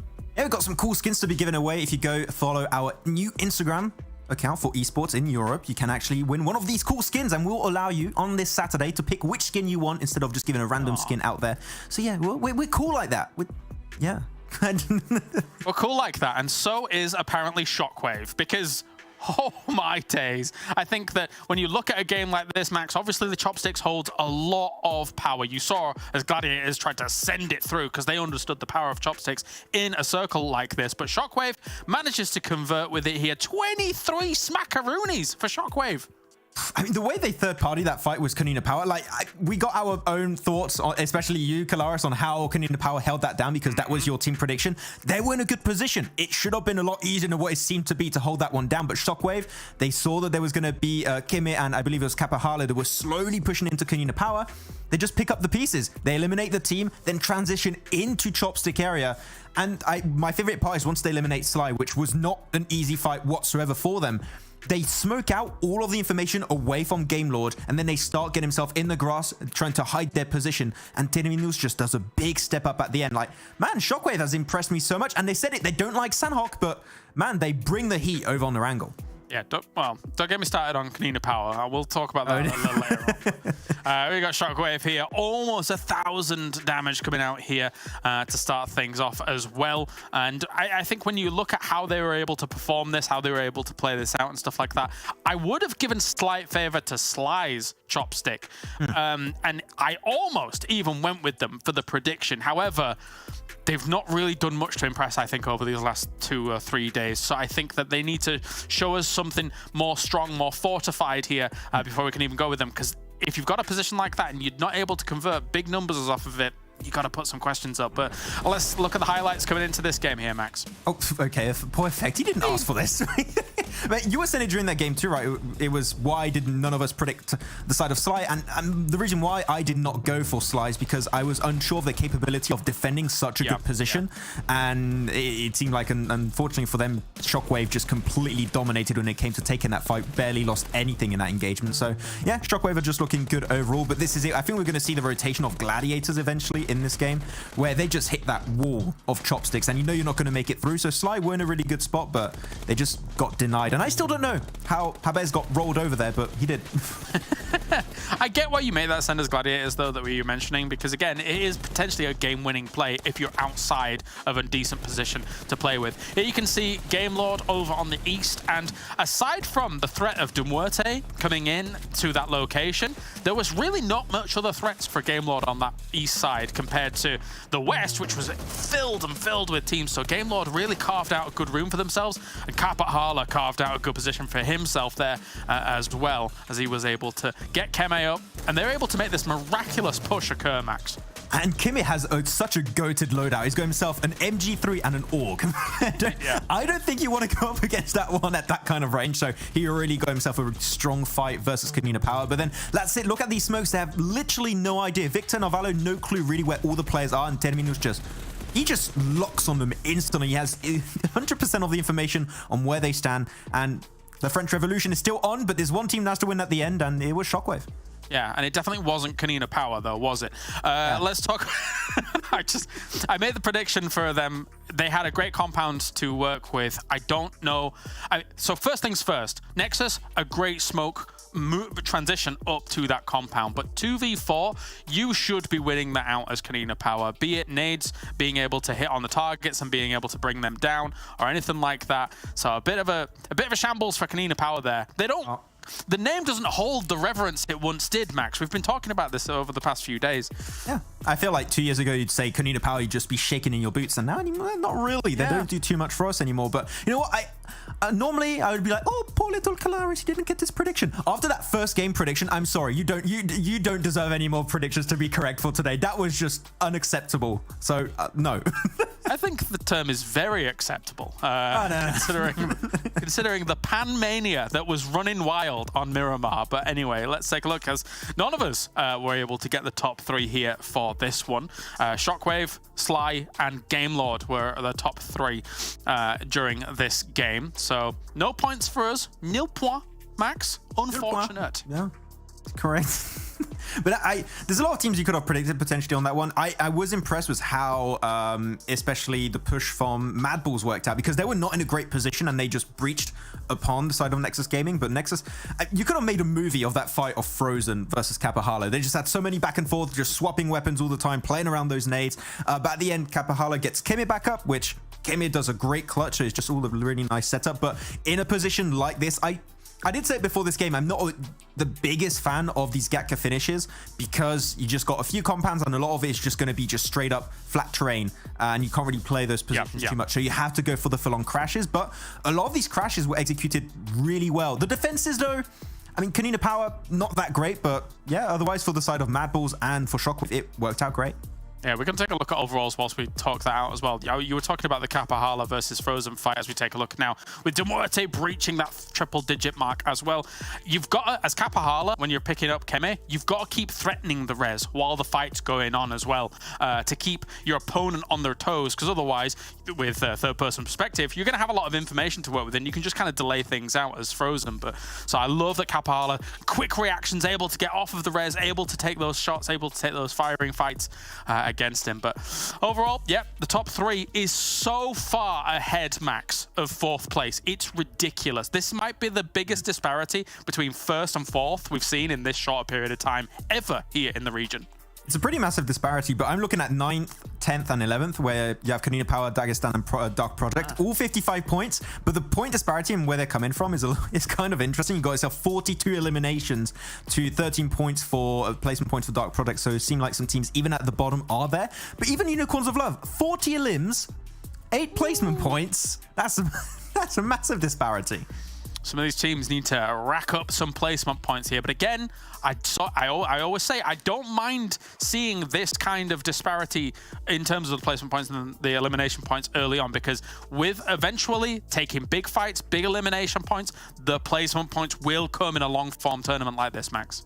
Exactly. If you can just, as long as you have the aggressive nature of your playstyle that works out, which in the case of Unicorns of Love, we saw it with the 2 players. You're going to have yourself your Beast and Mihi that are known in Europe to be hyper-aggressive duo. It's just all about rotation. If you can put this fragging duo in a strong position, I expect them to be able to get himself these chicken dinners, right? They haven't got to that point yet. I do think the first Miramar of the day was a good showcase of them willing to make these strong rotations and these big statements in game. So I think just Unicorns of Love are slowly heating up to the lobby. Well, let's go to Miramar once again. We saw, Bale from Picardo, which I'm happy to see in our previous Miramar. Let's head over to John and Blank to find out all the information. And we're going to bring it to you. All of that information, the juicy gossip left to right. Wall to wall, Blank. That's what we're going for this game. Wall to wall, goodness me. All right, then, fair play. Let's do it. I mean, heading over to Miramar now, a little bit of an interesting map, to say the least. I think that we've seen some very curious circles so far. A lot of them heading down towards Chumacero a lot of times, which is a little bit unideal for a few of these teams, but still making it happen, still making it work. That's what matters most. So I think some of these teams making some extremely intelligent and smart plays with what they can go for, but I'm hoping this Miramar is a little less, you find that good spot and then you kind of bully the rest of the teams that weren't in there for the first place. I mean, yeah, that's it's kind of something. Miramar. What I'm trying to say. Let me try that again. Miramar is definitely a game of getting that information and getting those teams around you to worry more about you than you're worried about them, right? That seems to be a case of that. And of course, when it comes down to the end of it, put your pan away. That's the secret that I've learned. Absolutely. Don't get the pan out, or at least know where your opponent is before you pull the pan out, because it is not going to go ideally, especially with so many of these teams having such the ability over in Europe. So you don't really want to have a lot of these teams coming at you with pans, because they're more likely going to be able to deal with you 1v3 in those scenarios. Now, we don't have Gladiators in, so La Caballeria completely free at the moment, so they'll be able to play there. El Pozo, on the other hand, will actually able to be getting El Pozo nice and free as well, for at least, I believe, it would be MADBULLS, because we don't have Dark Project playing with us in this game either. So a lot of areas around this map relatively free to play in. Unfortunately, we're more than likely going to be seeing that nasty little engagement down towards Picardo, which I don't particularly want to see myself, but we'll go over either way. But yeah, very, very easy playing path. Most teams have access to practically all the entirety of this coastal side and then the entirety of this one. So many rotations easily available for these teams so far. And I think a few of these teams will be very happy about that, considering how difficult these games have been in terms of a lot of the circles we've seen throughout this tournament. But this is a fair one. It's a nice one. We'll see exactly what does happen over in Picardo.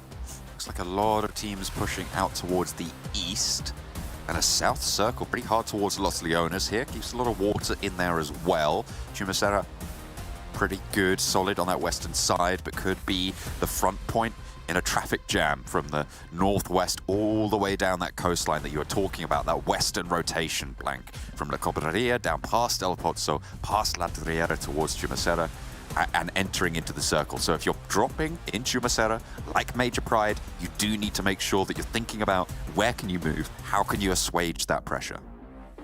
Yeah, on top of that as well, because this is equally interesting, is La Caballeria free from Gladiators, right? Cave pick up this position. I don't think they're playing it as, you know, expertly as maybe Gladiators do with their split on that side.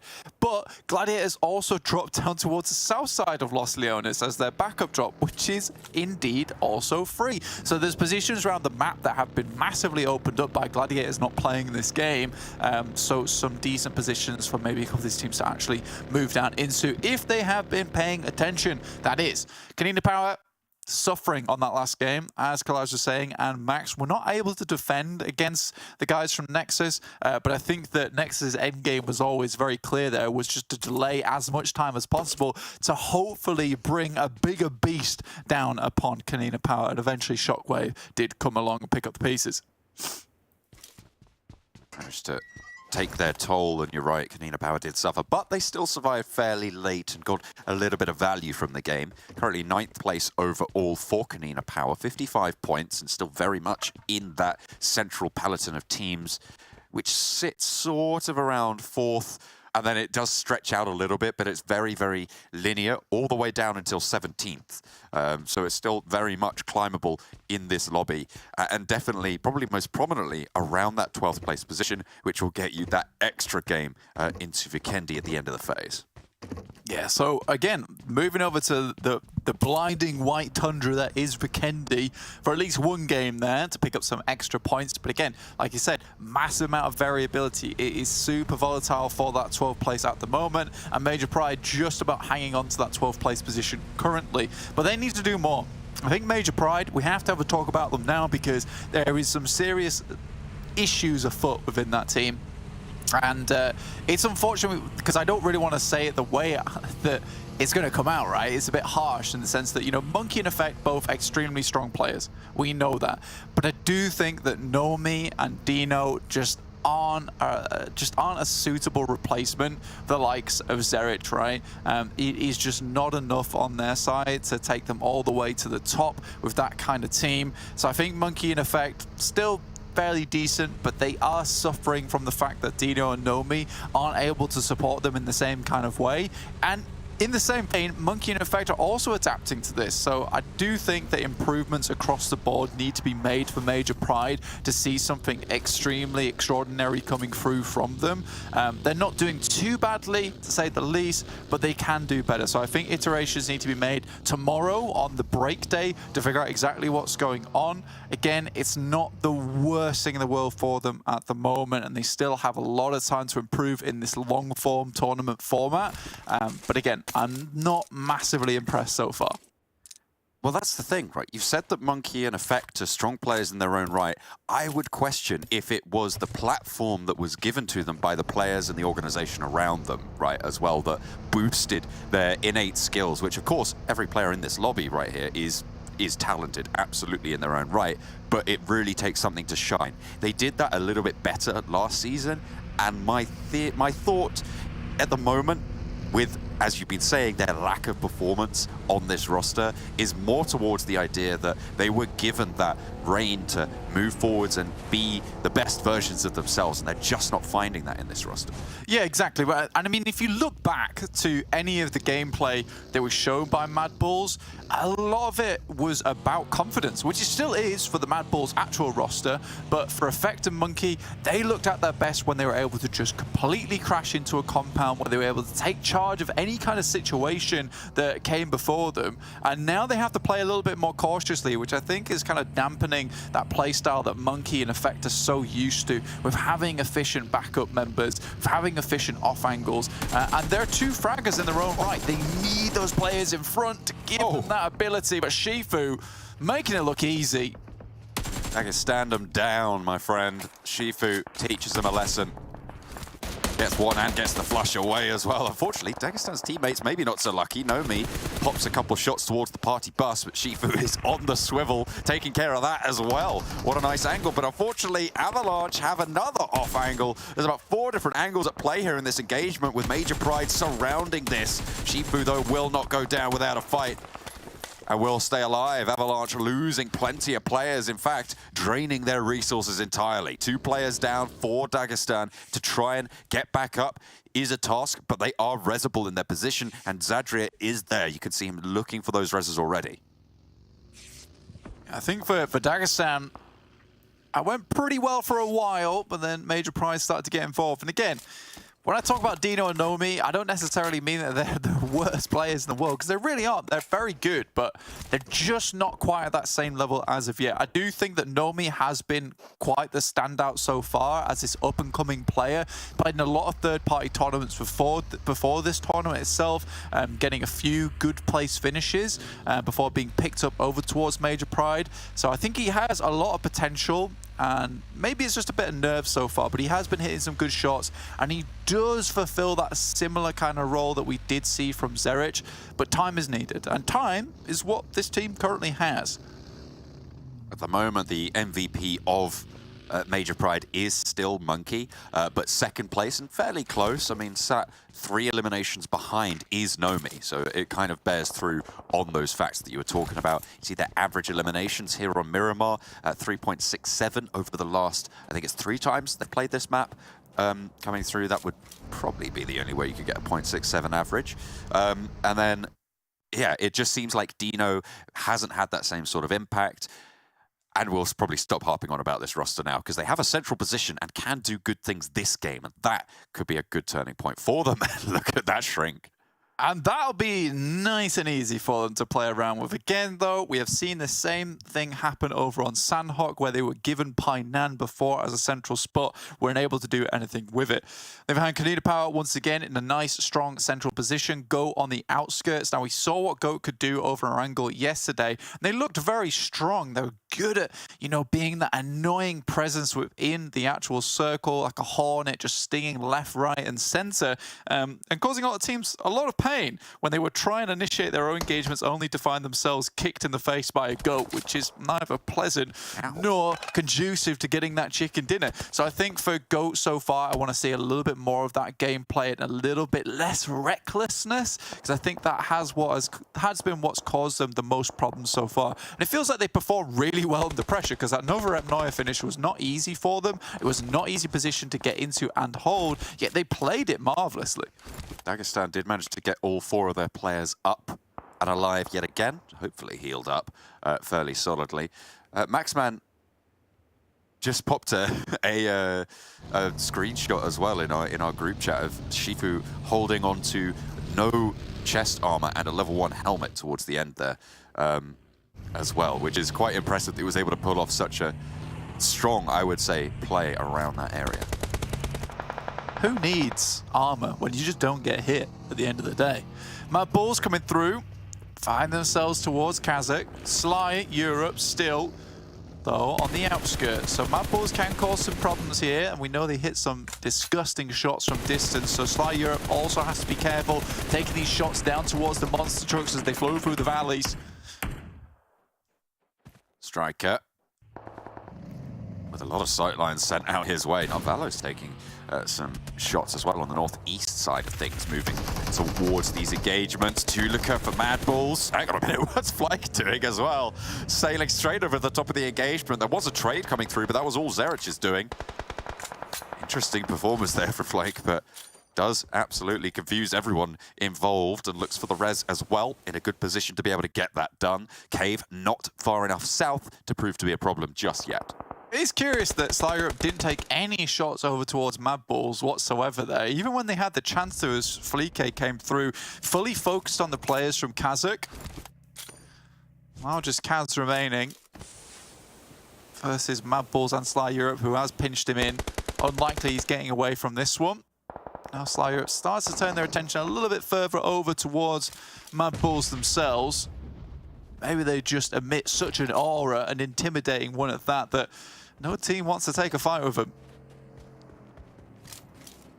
On the western side, MUERTE hold the hills south of Chumasara, and this is a team that we haven't really seen as much as maybe we'd like to in the games that they've played so far today. They are sat 1 game behind MADBULLS right now, so they have got a game in hand in that second place, but they are 22 points behind. And that is now, with this new point system, a pretty quite big game. That's a 12 elimination chicken dinner if you want to catch up, assuming MADBULLS get 0 points, right? So they have got a little bit of a lead to eat into at this stage. But they've been playing quite slow today. Yeah, a little bit slow today, but still working their way through things. Game Lord moved down towards that south side, and the goats are waiting for them at the bottom of the cliff face, taking good amount of shots over towards them. Akashi already falling here. Down to just the 1 now in Robs. Unlikely he'll survive that one as a last-ditch attempt. Major Pride up against VIRTUS.PRO now. Monkey nade in through the window. Molotov actually towards the backs.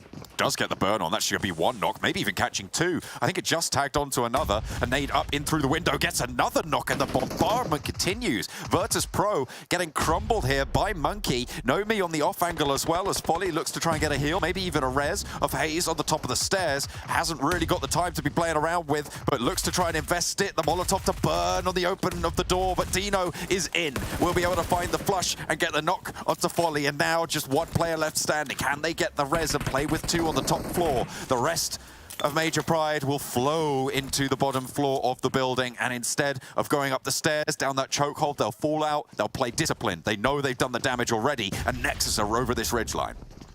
This is what Monkey's always been known for, is his disgusting nades, and already hitting some massive ones over towards that top side. A nasty little Molotov also will finish up the job. Nexus tries to get involved. They only got 2 players though, and I don't think they quite realize just how dominant that engagement between Major Pride and VIRTUS.PRO was.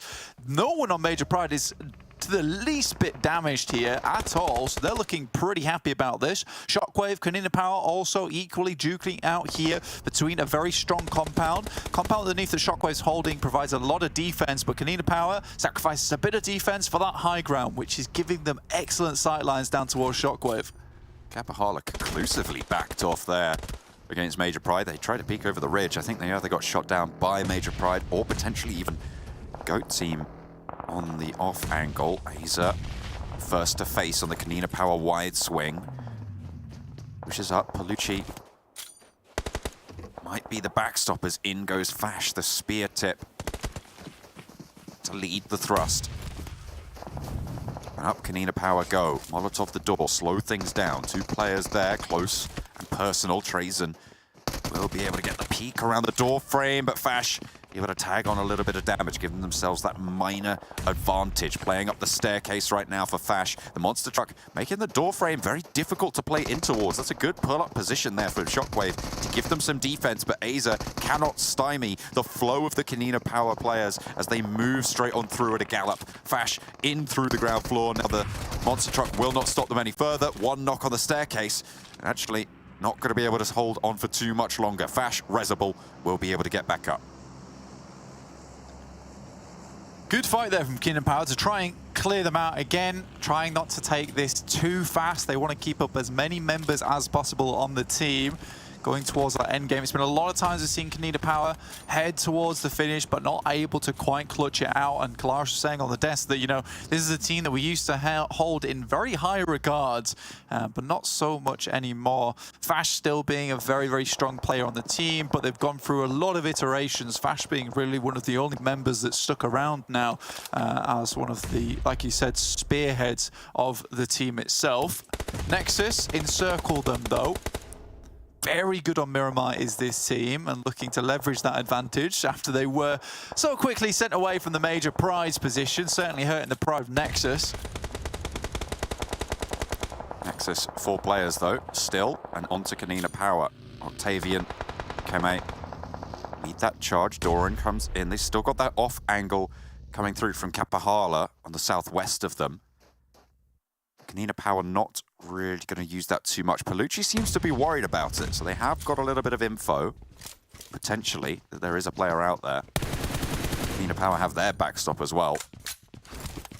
Be playing on that northeast side, unless like Europe spot it out, could be taken down. But it seems like Kapahala, yeah, that's where they're getting that information from. They know that Kapahala is out there, and KONINA Power can re-linearize this fight to the left-hand side of their building as they look at the engagement, to keep themselves out of the sightlines of Kapahala. Agorsen just up top. Keme drops a Molotov. Limit that player from moving down the stairs, but Agorsen, really nice couple of shots there over towards Octavian. Takes him down. Octavian trying to play his signature off angle, but quickly gets shut down because of it, and now Fash moves in. How is Fash still alive for that long? Oh my goodness me. That should have been a flush, lickety-split, but no. They give up the ghost just a little bit. Keme does finally go down there and in through the window. The KONINA Power players will not give up here. Doran will be the next to fall, and KONINA Power very much demonstrating strength in this compound. Kapahala moves in. Octavian's knocked, but he shows the shoulder, and it's an easy shutdown. Yeah, they just crumble there. Moved in, past the monster truck, only to find another monster in the form of KONINA Power. Just hold them down. Some very good plays, but again, you're right. Fash should not have been alive that long as he moved towards that building. You know, there's always a limited space. Keme's got a semi-auto shotgun, yet misses every single shot. Paints a very nice little picture on the walls there, but the pellets did not find any part of Fash's body for a long, long while. Next circle just about to pop, zone 5 about to come through. And it's a hard southwest shift towards GOAT team. Playing with 4 as well on the southwest side. If they can fend off and stay alive against Major Pride, they're in a really good spot. Yeah, they could go all the way with this one. Honestly, we've got to see what they can get done. MADBULLS still at 4 players for the time being, with MUERTE over on the western cliff edge. Go have not been doing too badly whatsoever, but Major Pride still holding on to this spot at the moment. For the time being anyway. They've got a lot of teams at their back though, and that's going to be a difficult thing to hold off against, right? A lot of those players are south of the road and less inclined to cross north, which means that they have to take more fights than anybody else on this western side.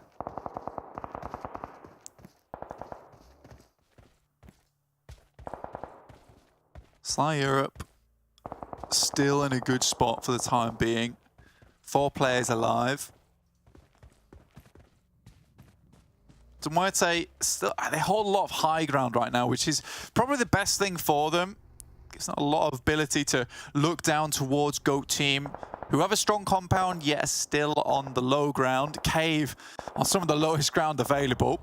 Zerich gets sent forward as a little bit of a scout towards the ridge side. A very interesting position to finish up this game and can really favor anyone. It's going to be difficult to know where this will go until we see the next circle. It'll really take a lot of determination and skills for these players to actually make this one out alive. If you're playing to MUERTE though, I do like this position because they have a lot of maneuverability, and I think that's one of the major things that is good for them. They can adapt to any situation, whereas some of these teams in the compounds like Cave, Major Pride and GOAT are playing, they're locked in now. Dagestan find the forward position of KONINA Power. They are playing back at 3 now after having lost Fash. That's a really good tag on the Molotov.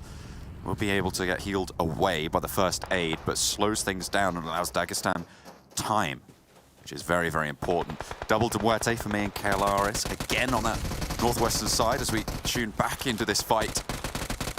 With Dagestan, they're just spraying in through the smoke. They're not getting too much value, and they can't really afford to push all the way through. But a nice little flush there will allow them to slow down the KONINA Power pressure. Okay, the nade over the top does a lot of damage, but Shifu gets spotted, and that's Major Pride from that compound that they've held for so long. I think Major Pride, they have a strong position, and I'd love to predict them. Unfortunately, I just don't feel like I can at this point in time. Cave currently taking a lot of shots up towards MADBULLS at the moment. Dimension just loves that Lynx, really sending shots down range. A lovely headshot does take down one of the players from MADBULLS as they were looking down towards the MUERTE. They sit on the other side of the ridge, does leave them a little bit exposed to maybe Happy on Malloy's particular point of view. Major Pride trying to get some scouting done. I guess I'm with 3 on the southeast side of them. So what we were worried about is how they could break these teams out to their eastern side, and it looks like a lot of them have been taken care of. But how much longer can they keep that going? Circle Shift keeps both GOAT team and Major Pride's compounds in, as well as Cave, who have Sly Europe and MADBULLS to fend off. To MUERTE and MADBULLS, they're going to have to clash at some point. There's only so much of that northwestern side that can hold, and I think 8 players maybe is just a little too many. I know that seems crazy considering an amount of space up there, but it's quite open. This area is one of the most lush areas of Miramar, actually, which is quite nice at the same time. Kind of reminds you of Erangel a little bit, but it's not. It's Miramar. It's Miramar. Don't worry. We know what map we're on. Dagestan, 3 players move up to the ridgeline and actually into this next circle. Major Pride don't have sightlines onto this area. Sly Europe, however, will be able to shoot across should they try and breach on towards the Major Pride position. It's a difficult rotation ahead of Dagestan. They might even have to tumble down the cliff and try and hope that GOAT team don't shoot them out. MUERTE, Happy and Malloy, both safely netted away inside this building. Happy moves across once again with really no care for his own safety at this point in time. Everyone's just trying to take pot shots to one another. Again, like I said, a lot of strong compounds in this area, but fairly open ground around them. So for a lot of these teams, they just do not want to move. Now, MADBULLS start to slowly move their way out over towards Cave, who have left their compound completely undefended. They've moved over towards that eastern side to try and deal with Sly Europe, but immediately Cave realizes there's something wrong. There's something in the back lines they might have to deal with it, but first, Sly Europe has to be dispatched. They're the players as well that are going to have to make the move first. Being on the outside of the circle, they know where they are. Reflect, he was in plain view there, but looks like a little bit of tunnel vision for the forward position from Cave. Worried more about the rock than the player looking right at him. Creepy goes down to a nicely placed nade from the back lines of Sly Europe, and MADBULLS are pushed all the way up now in towards that warehouse. Sly Europe, all 4 of them are alive, and I don't think Cave outlasts this, but Major Pride might be able to stop this ascent as well. They slide around the side, however, and will be in this next zone. Dimension, still with that big gun on his back, seems to love snipers, and honestly, this guy has really been the favourite sniper within our lobby a lot of times, really clean with it, but unfortunately, when it comes to these close quarters combat, doesn't fare so well. MADBULLS does find a quick knock over towards Discrim, allowing them a little bit more free reign to move up as they have to go for that res. Obviously, the position they're in is still on the low ground, so they have to move up slightly, and getting that knock has allowed them to get comfortably in towards this compound now to play out the rest of the game. There are really 4 circles for this next pop, right? If it goes southwest, it's between MUERTE and GOAT team, I'd say. If it goes to the east, it's going to be more Major Pride and MADBULLS fighting this one out. Although, to be fair, Sly Europe have managed to slide themselves fairly convincingly. I'll tell you what, Blank, it doesn't go anywhere like that. It goes slap bang in the middle of all of them. Yeah, with these new circle settings, it's typically more likely we get these central circle shifts towards the end of the game. We don't see as many hard shifts anymore. The reason we got a lot of these changes through is to make these final zones, these final circles, a lot more fair on them, pushing these teams together. So the central compounds become very important.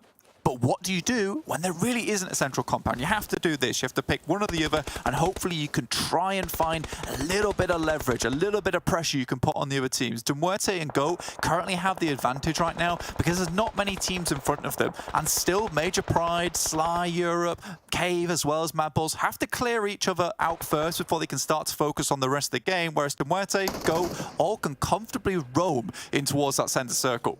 Dagestan as well have scouted on the south side of the next circle. You can see the player in the vehicle there. In come MUERTE. This is a crash on towards the MADBULLS position. Can they get lit up, or will they make it through with a little bit more left in the tank? It looks like they're going to go straight in. And Tulika falls almost immediately. MUERTE taking no prisoners, flushed out as well. MADBULLS getting dispatched on the northwest corner, but they still have 3 players live and kicking. Can MUERTE leverage this position with a massive push coming through that just was not held off? Not at all. And they had information on this push as well. Fortunately, again, they're in this spot now, though, where they are easily naded, frozen very low. And you'd imagine MUERTE, though, they have a lot of ability to keep their stockpiles quite high. Another player from MADBULLS does go down in the form of Frozen, and Sly Europe still battling out with Cave. Major Pride took shots over towards the back lines of the MADBULLS as well. If MUERTE want to move forwards, they're going to have to take care of Major Pride as well. Now it's Flake on the rocks, needs to push back, has a little sliver of cover. Frozen will get flushed out. Discrim looks for the hunt, but Major Pride are now going to be able to open up onto MUERTE. Can they take this risk? Flake around the corner, and they will not get a knock. Now they need to get back to safety, regroup for the next push, because it will not be easy. Zerich, last standing for the MADBULLS as Cave gets eliminated up the top in their compound that they held for so long. In comes the Major Pride push. Effect is close. Scary stuff here. Sly Europe still going from that position where they were pinched underneath, but it's going to be all-out warfare here on forward. Unfortunately for MUERTE, they have put themselves in a slightly struggle bus of a situation where they're on this ridge side, but MADBULLS were so spread thinly, they weren't able to deal with this crash. I don't think they expected it either. There was a lot of different places that MUERTE could have headed to, but I think this was the one that MADBULLS expected the least. Very difficult to read that one, but what can you do? Sometimes it just goes that way. Not the MADBULLS have had bad performances today, but MADBULLS is the team that you want to take out if you're MUERTE, remember. They're chasing that top spot. The MADBULLS currently hold. Major Pride with effect knocked, trying to invest time into getting that res. Of course, they played on that southeast side. Everyone's starting to get crunched in now. You can see Zerich, the last player for MADBULLS. Happy has no idea. Being guarded. He might not right now, but as soon as they have to move, he's going to know. He's going to know about it. Oh, Nomi cut down out in the open. And it's MUERTE to start to close the jaws around Major Pride. Really good stuff there from Happy. I don't think he quite knew where Zerich was, but as soon as he made his play, instantly he was there and ready. There's a DBS, and 1 goes down, 2 go down to the DBS in the hands of Sly Europe. A nade and an answering knock over towards the enemy player on Sly Europe, but Discrim does go down first. Malloy and Milky Way now playing as a duo for MUERTE to try and move through. They will get the flush. Can they get Happy back up? Major Pride have moved up to the ridgeline, and they do not have sight on this. A lot of maneuverability now afforded to MUERTE. Major Pride in front. Unfortunately, MUERTE will have to move across this roadside, which is going to be difficult. Major Pride have been taking a lot of fights so far, and GOAT team still going strong. MUERTE look to cross with the smokes they have available. This scrim is down. Nice nade coming through from GOAT. Endorphin takes down Major Pride's Nomi. 3 players active for 2 of these rosters now. Should be resible for Major Pride just about. Endorphin and the rest of GOAT, they're really kind of trapped on the edge here. Sure, they have the numbers right now, but can they leverage that? Can they utilize that? Major Pride really penned in a Molotov over the top from Happy. This is the maneuverability, being on this open side of the circle that they can use, and MUERTE will open fire towards GOAT as well. Proxy, the forward position towards the Major Pride position, will fall down first. Smoke start to bloom, and in rolled MUERTE. Major Pride down to just Effect. Rezzed up by his team earlier, but will he be able to do too much more? Happy goes down, and Effect gets the flush. 2 players now for MUERTE on the opposite side of the road. Can they light it up? Effect last standing, and GOAT as well, still fragging into this circle. It's all to play for on an open circle. Eventually, MUERTE is going to be pushed out into a struggle bus of a situation. Effect just jumps out into the open there. A full-on 1v1 now ahead of them. Unlikely Milky Way is getting back up on his feet. Best that Ray can do right now is provide the information across. And Endorphin does have a little bit of ground to play around with. Took his chances, moved across the road when he could. And now he's going to start to throw some smokes. I think they have time for this res. Getting a 2 versus 1 here is impeccably useful. 2 nades in hand for Endorphin. Can he place them correctly? It will all come down to that. A nice drop down to the south for the push for the Milky Way, and goes out into the open. I don't think he has a teammate. Oh no, he didn't get the res, or he got knocked again. I don't know where that came from, but taken away right at the last moment. It's going to go all the way through. What a beautiful change to close it down for GOAT team. Yeah, really, really well done for GOAT team. Unfortunately, there's just no way he can get that res. The circle's always closing. It's a 10-second thing to go for. And if he pushes himself out any further, then he's just in the sightlines of Ray. So he got about 6 seconds in, and the circle started pushing. He was like, right, sod this. I'm going to head towards the road. And both Effect and MUERTE both suffer to roadkill on the side of GOAT as they trample them down. So a really, really good game overall. An interesting one. A lot of different things happening there. I think MUERTE did well and took an interesting approach at that last minute. I think they could have headed down south and taken a fight with GOAT team, which would have placed them in a bit of a better situation. Instead, they decided to go and mess around with MADBULLS and the rest of the teams on the eastern side. It was curious, and I don't think that was the play, but it certainly was a play. Certainly did happen, so that's all that we can really say. I feel like as well, Effect getting that flush onto one of the players, really crucial in those final moments, but that's just the way it goes sometimes, and GOAT team take the chicken dinner. Are they the greatest of all time? Well, this might be a step in the right direction for them as they finally get themselves a victory on the board here on Miramar, no less. It did come down to the wire, though, here to get things rolling. Joining me is Max once again. And actually, you picked GOAT team here for this one. So talk to me, man. I had my doubts because MUERTE were playing a really solid game of PUBG Mobile right there, but actually GOAT had himself a strong compound, had a good overview of what was happening in the circle at the time, and they basically shut down 2 teams at the same time. They got rid of your side of Dagestan 77 and of course the side of Major Pride, and then it's down to that 1v1. Lucky though, they were not able to pull off the res. If MUERTE get that res, it's 2v1, pretty sure that's a MUERTE win, but the blue zone came in. I was surprised he actually didn't nade it, but hey, I'm happy, I'll take it. That's a win in my books. Nice, 19 points for GOAT team. It's a win in their books as well here, as MUERTE still 17 points. So them and MADBULLS are eking out such a massive lead up at the top here of the leaderboard so far. Major Pride, 12 points. Finally, I feel like this is some big points on the board for them, Max. Yeah, Major Pride. We said we wanted to see this team eventually get themselves some good points, and actually it was on VIRTUS.PRO, if I'm not mistaken, that they got complete swipe, and Effect was really setting up a great fight there. So it seemed like maybe they're just building up that synergy that we expected from this team at the start, that we saw from MADBULLS, but not from Major Pride just yet. So they're slowly, but surely eking their way towards that more comfort zone that we would expect from that team. As a little bit lower though, not too many, actually a lot of 0 pointers here. Holy, that's like got 5-6 teams with 0 points. A very top-heavy game coming here on this Miramar, and when you get down to some of these later circles, you can kind of understand why it's not exactly one of the locations down in the south side of Miramar that provides everyone ultra hill coverage and all that stuff. No, teams are fighting for scraps in some of these final circles, so it is difficult to find us a good spot. Let's take a look at a head-to-head now between the two teams that were able to perform oh so well. It's GOAT as well as MUERTE here, and MUERTE, for the most part, were making some really cool decisions, which I think we'll get into a little later on here, Max. But again, it goes to show that this is a team that arguably is challenging for the top spot, like #1 here in the tournament overall. Exactly, and Malloy is really stepping up as like MVP material for this entire tournament potentially too. Like he did really good as a solo last time in that Miramar chicken dinner they were able to get. Here, I think he was a really strong enabler for this push from MUERTE that will break down on how they got involved on that fight with MADBULLS. But yeah, I feel like the team is just looking very, very solid. I wasn't sure what to expect of them heading into the season, but the expectations have been met for some of the people in the stream, I do believe, because there's a lot of fans of MUERTE, and I know they're doing great so far. All right, well, let's look at it then, because MUERTE here, they didn't have many options. So, Max, what have you got for me? Okay, so no, the one play we're going to be talking about is how MUERTE, and that was the good play you were talking about, Kalaris, got involved in the circle, because just before this, just to highlight the mini-map, before this position, they were actually standing himself in this compound over here. And this compound is a great position in this circle, in that scenario, because you're getting oversights of pretty much everything. You know where Major Pride are. You know where the side of Dagestan 77 are. You know what MADBULLS is currently doing. And it was a good play from MADBULLS, Kalaris, which is they backfilled this entire fight you see happening here, because Cave were holding onto the warehouse. They pushed out onto Sly. MADBULLS see this. They push on that location.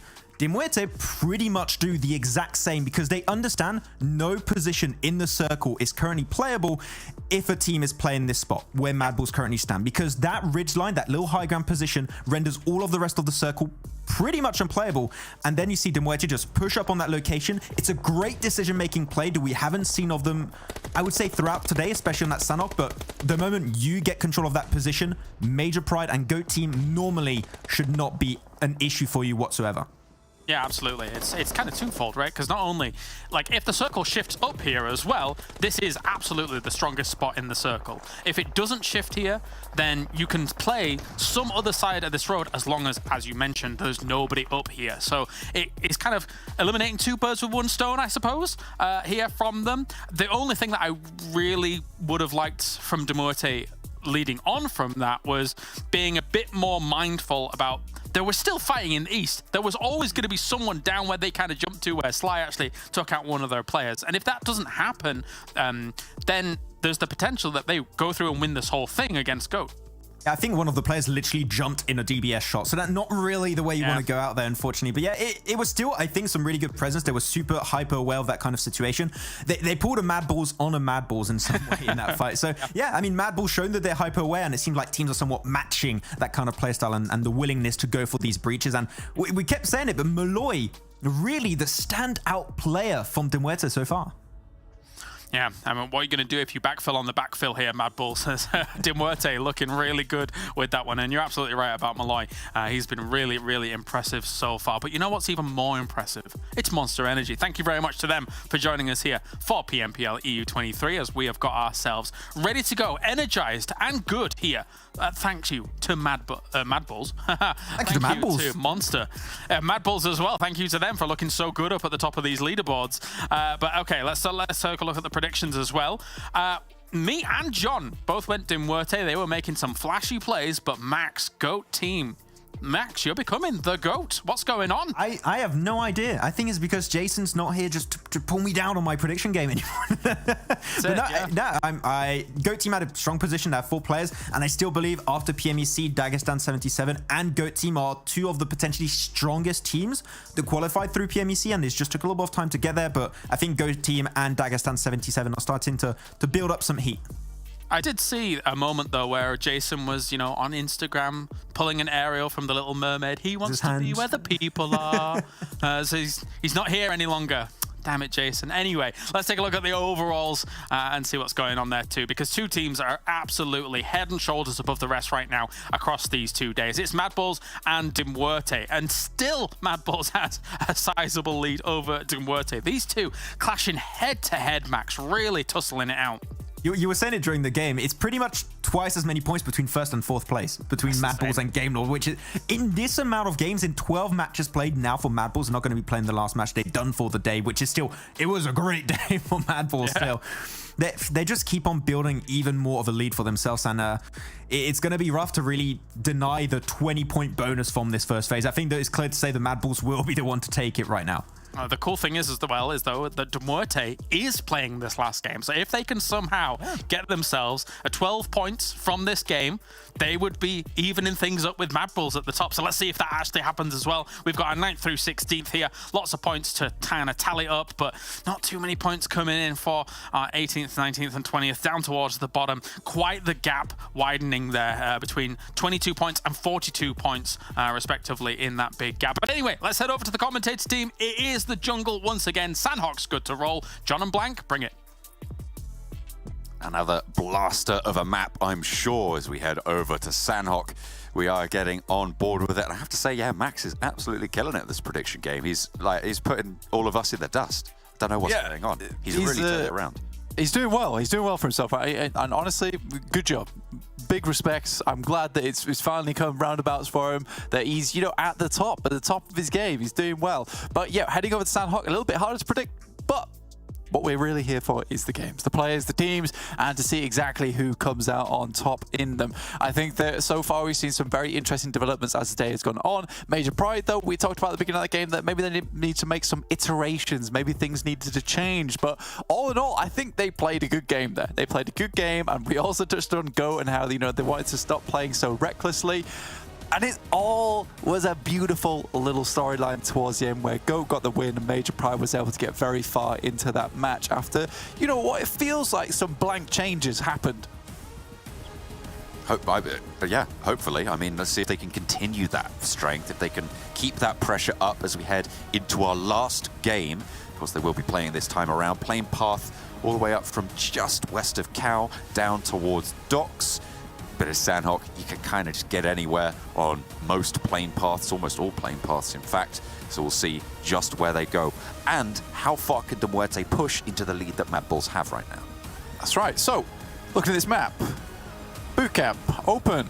Ruins, open. And we also have one little extra place that is open around the map, but honestly, these two are the most important ones. No MADBULLS and no GameLord, meaning that these two positions on the map extremely free for anyone to pick up, and they're very strong spots. We've seen MADBULLS win from down there, and we have seen teams get very strong games coming out from the likes of Bootcamp as well. Again, looking at some of these teams at the moment I would like to see do slightly better. It's particularly this team down here, Unicorns of Love. They look like they've done very, very well throughout the tournament. Look like they've improved a lot, but it's not enough. I want to see more. 15th is not enough for me from the Unicorns. I want to see that Unicorn pierce the heavens at the moment because they need to go further, and I think they've been given a great platform to do it here. On the other hand, check it out. We've got a little bit of an engagement up there, which we'll take a peek on a little bit later. Yeah, that happened in the last Sanhok we saw as well. Both these teams dropping around Camp Bravo, Avalanche and Dark Project. South Circle pretty hard right now, uncharacteristic for Sanhok, leaving the Unicorns in and Cave in a very central cave drop. I mean, it makes sense that they go here. Major Pride, this is their test, and up against VIRTUS.PRO, it's a little bit of vengeance from the last game. As VIRTUS.PRO able to instantly take care of business there, get a knock and a flush, not really too much more to do about this. You try and step into VIRTUS.PRO's territory, you're gonna find out about it. Yeah, quickly dispatched. I think Major Pride maybe didn't expect the instantaneous response there. And I think for them playing down towards Painan, tried to move up just a little bit. VIRTUS.PRO, on the other hand, were quick to regroup. It's probably the worst circle to attempt this kind of play from Major Pride moving up into the territory of VIRTUS.PRO because they know that this circle more than likely isn't going to end up in any of their priority compounds they've picked up so quickly and efficiently. VIRTUS.PRO have regrouped. ECO underneath the DBS has to be on the swivel. Will be able to pop the second shot? No, but there are teammates there. But they don't have much HP either. And even eagar rips them to shreds and absolutely dominates Avalanche. Will be able to get the rest of his team back up, and Dark Project stay up with 3.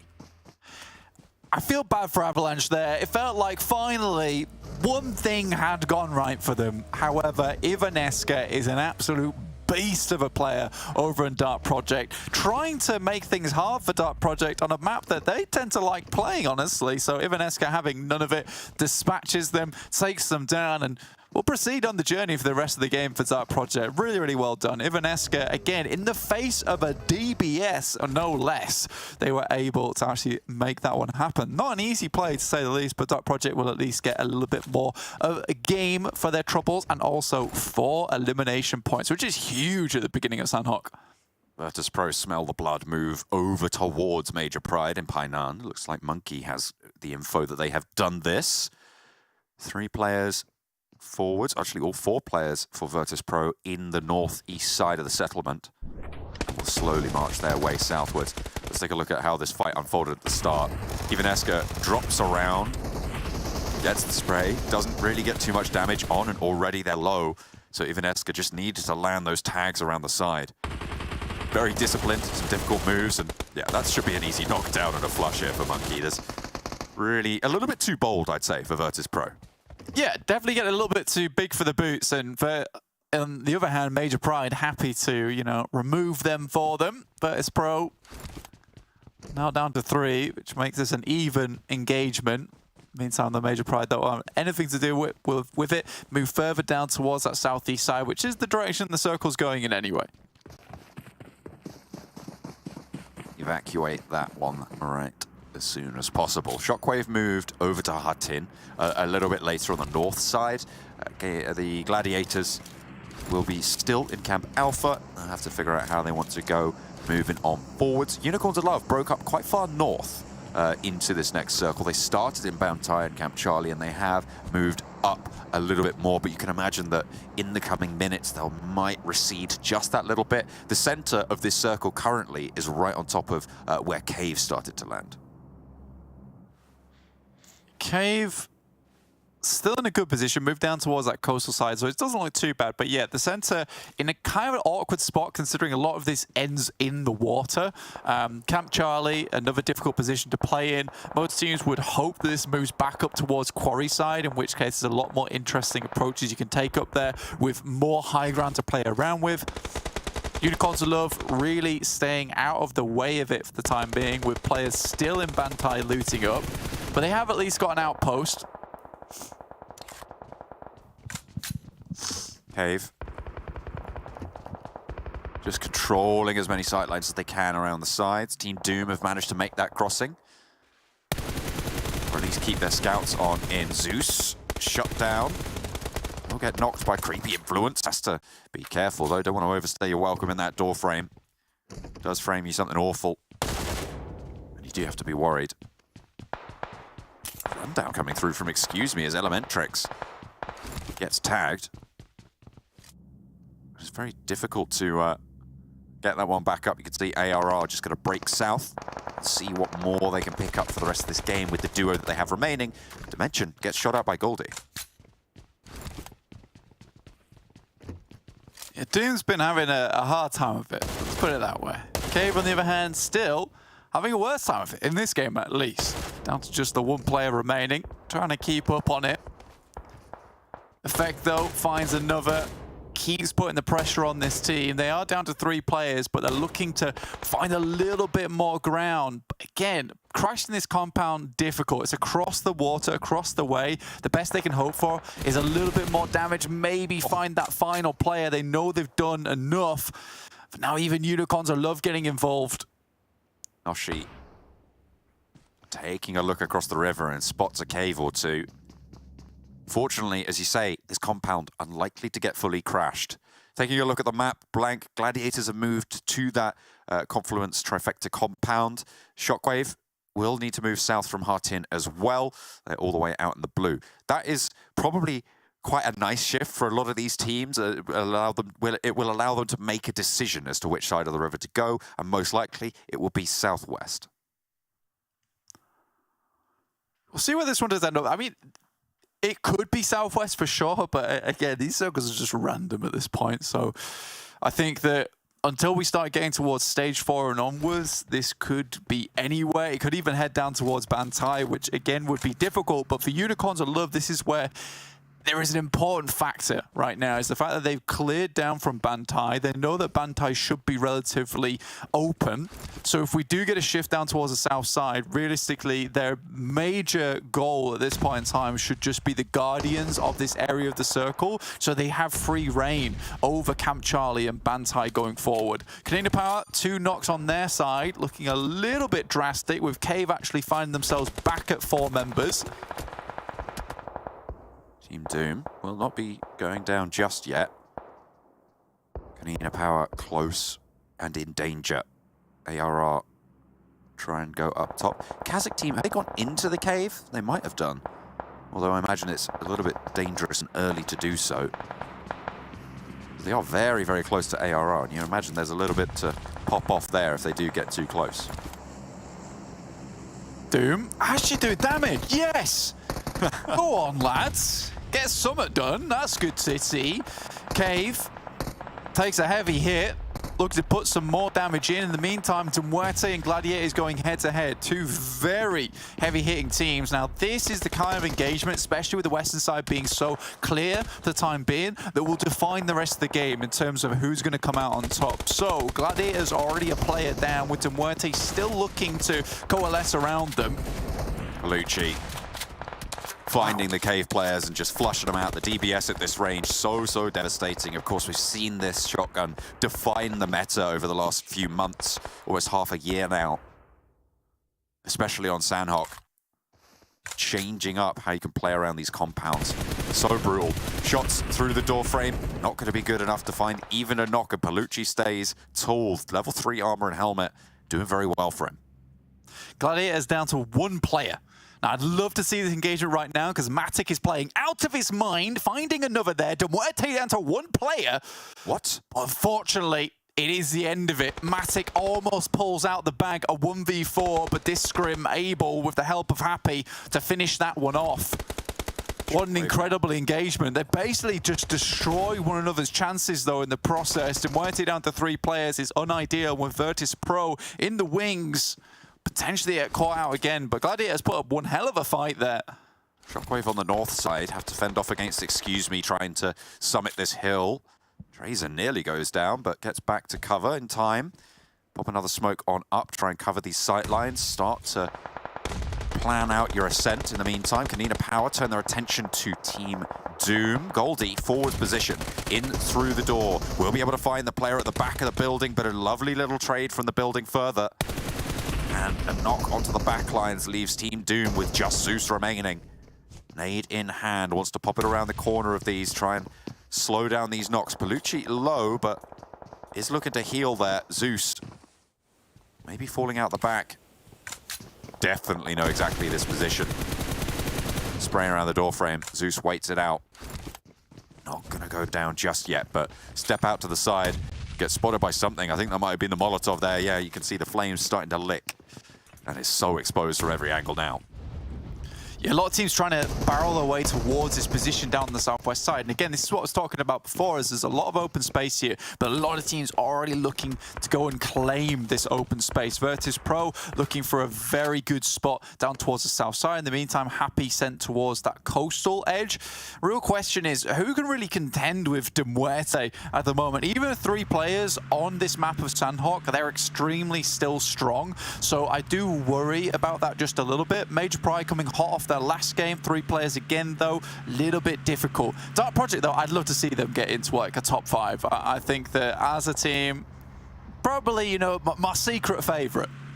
Your sleeper favorite. Okay, I can dig that. They are 3 as well. I like Unicorns of Love here. I mean, they are still up at 4 players alive. They have a position on the eastern side. A lot of the teams that need to come in will be on their northern edge, so they can isolate that. Goat team taken down by Shockwave on the river crossing. Power being diminished. Shockwave don't have a 0% chance on this match either. I mean, this is, if they can get across this river, which will be their major test against Major Pride, then they have a pretty decent chance. They can branch out to the compound to their northeast and use that as a foothold to catapult themselves further forwards, but can they make this crossing safely? That's the real question. Shockwave, though, actually making their way in, but Trazen getting laid low is a little bit of a problem. Mihi takes shots over towards KONINA Power, and Unicorns of Love dispatch them, get out of the game very, very quickly and clear out a little bit more space. Just acting with martial artist type sweeping ability, which is good to see. Finding the leg whenever they need to. Major Pride right on the edge. They still want to guard out Shockwave, but they're using up their time, right? They have not gone for a central position. VIRTUS.PRO have that honor. And Shockwave have managed to crawl Trazen all the way across, get him swimming. Terminus looks for the res, although they're in the blue zone. It will be healable still on this stage. They can move forwards, but Aza, yeah, just gets cut down by Monkey. Such a difficult push.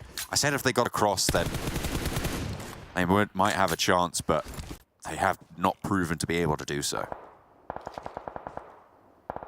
Unicorns of Love move up towards that position, take down 2. Just good news for them. The circle ending right up on top of VIRTUS.PRO makes life very difficult going forward. We'll see if they can take this all the way. Again, MUERTE in the wings 2. On the western edge. Sami really firmly occupied. I wonder how this breakout to the western side will go. Look at this light up for Noshi. Just completely tears the KONINA Power players apart. I love the sound effect as well as you ramped up. It's good stuff. And that's how I feel Unicorns of Love are looking right now. They're ramping up. Unfortunately, do not have the circle and still more teams to contend with, including Shockwave, including Major Pride. Difficult push to be sure. Only 2 teams with 4 players alive. Unicorns of Love and Dagestan, but both of them are out in the cold on the eastern edge. Pushes still need to be made, decisions as well. I think Unicorns of Love probably the team with the best chance of leveraging their numbers, but Shockwave are on their north side. You got Major Pride as well on their northwest. The teams to their south will not give up. VIRTUS.PRO in their central hold just need to keep it going their way. Yeah, I do like that Unicorns of Love are sticking around here, though. They are unwilling to let anyone slip through their fingers. Glarus going for MUERTE. Smart move. You and Max both going for VIRTUS.PRO. But I believe in the Unihorn that will pierce the heavens of Sanhok and take it all the way. Please no cast a curse. Well, okay, we're fine. No one died in the first 3 seconds afterwards. It's all good. That was Shockwave. That was Shockwave. Okay, Yeah, Terminus does go down. And Major Pride is still there on the northern edge. Dagestan and Unicorns of Love could come into conflict with each other here. You can see Unicorns favoring a south little drift on their rotation, away from the players that they know to be there. Dagestan as well on this south side. You can see, yeah, they are going to start to flow down. I think this could be a conflict between both of these 2 teams, and it's going to be an open for Shifu. Looks for Noshi as well on the hillside, but they get the even trade. Can there be any more found for either of these 2 teams? Shifu still under fire, 0 taken out as well. They are really on a difficult position, but both teams have to move. Unicorns will give up their players, and this conflict could spell disaster for the Unicorns now. On this hillside, might be trapped and playing behind as well. Dagestan managed to get Zadira up as well, so they can look for those heals. Limbo Boom gets to cover. Another western shift means that they still have a long way to go. And look at that, Tapok from ARR, able to 1v4 MADBULLS earlier with the pans, and now spoiling the day for Dagestan. I don't understand it. I trusted in them. Why did I trust in them? How'd that go? Why did I do this? Doesn't make any sense. I mean, this is the craziest play we've seen all tournament. Is you see 4 players inside a very defended compound, right? And you all just stand and crouch in the open. By the way, crouching, yes, it does increase your accuracy, but also makes you a much easier target. You're just clumping yourself up into a ball to get shot at. I can see why you do it behind a wall or a rock like this, but on the open, in the paddy fields? Ugh, I'm never predicting the unicorns ever again. They have betrayed you. Your trust is shot, just like, excuse me, on this roll up to KASIK. Really nice clip on the bike as well. It's moving fast, it's difficult to do that. Tapok still going for ARR. Most players alive is 3 now for Dark Project, MUERTE and VIRTUS.PRO, all playing with 3. Dark Project on the southeast side, probably with the worst end of the deal, given that they are outside of the zone with only Evanesca in. Well, back to AR. Tapok goes for another elimination, doing pretty well for himself, and Latte in the meantime gets taken down by a player from Dagestan. Shifu really has been doing absolute bits for the team so far. Finally does go down, but he has been a dagger in the side of a lot of these teams for a long time. VIRTUS.PRO with some nice high ground still to play around with. Unlikely a lot of these players coming down from the south and east side will be able to get past them. Somehow, Tapok has just been devastating. I'm worried for VIRTUS.PRO now. They were my prediction. Me and Max going for them, but Tapok's nearby, and he's just been ruining everyone's day in this match so far. 5 eliminations.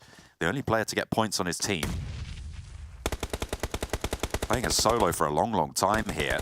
VIRTUS.PRO spot Major Pride up on the north. Monkey goes down first and flushed out. Low armor for some of the VIRTUS.PRO players there.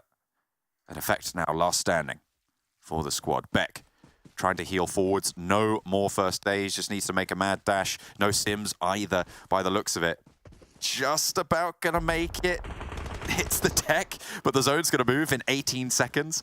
And it's really not an ideal situation. Effect similarly placed, but has got 2 first aids. Makes it across the headland and actually maybe out the sightlines of VIRTUS.PRO, but Tapok, oh no, he's going to get the broadside onto Single, who hops back in the buggy, gets knocked out. Tapok, how have you done this to everybody who's nearby of Hayes? Moves into position to try and get an overarching position. No flush over onto Single, but that's going to bump VIRTUS.PRO down to 2. A nade over the top is going to find Tapok and force him out of cover. Of Hayes is there, Purple as well, and they're gonna have attempt to get some vengeance, but Tapok is there for more. Purple shuts it down, and VIRTUS.PRO could have just had their day ruined.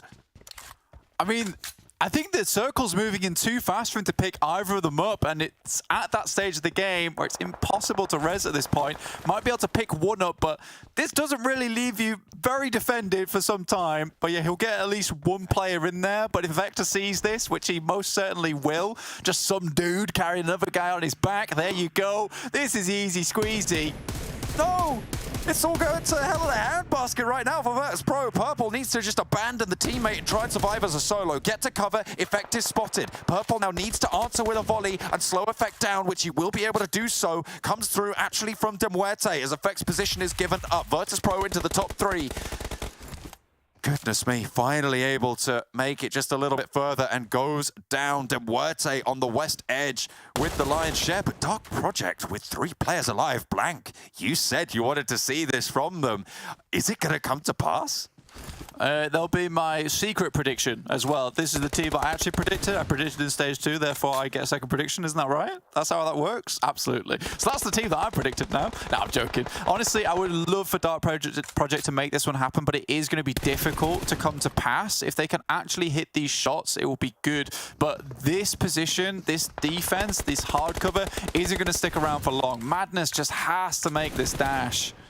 Yeah, and there's the flush over onto Latte. They need these heals. They need to manage to pop it for Madness. I don't think he managed to get it in time. Out the blue, will just go for the knock. And it's easy squeezy. MUERTE close out their day with a chicken dinner. And remember, they were within striking distance of MADBULLS at the top of the table. So with that, they should be able to leapfrog to close out the 3rd day of Phase 1.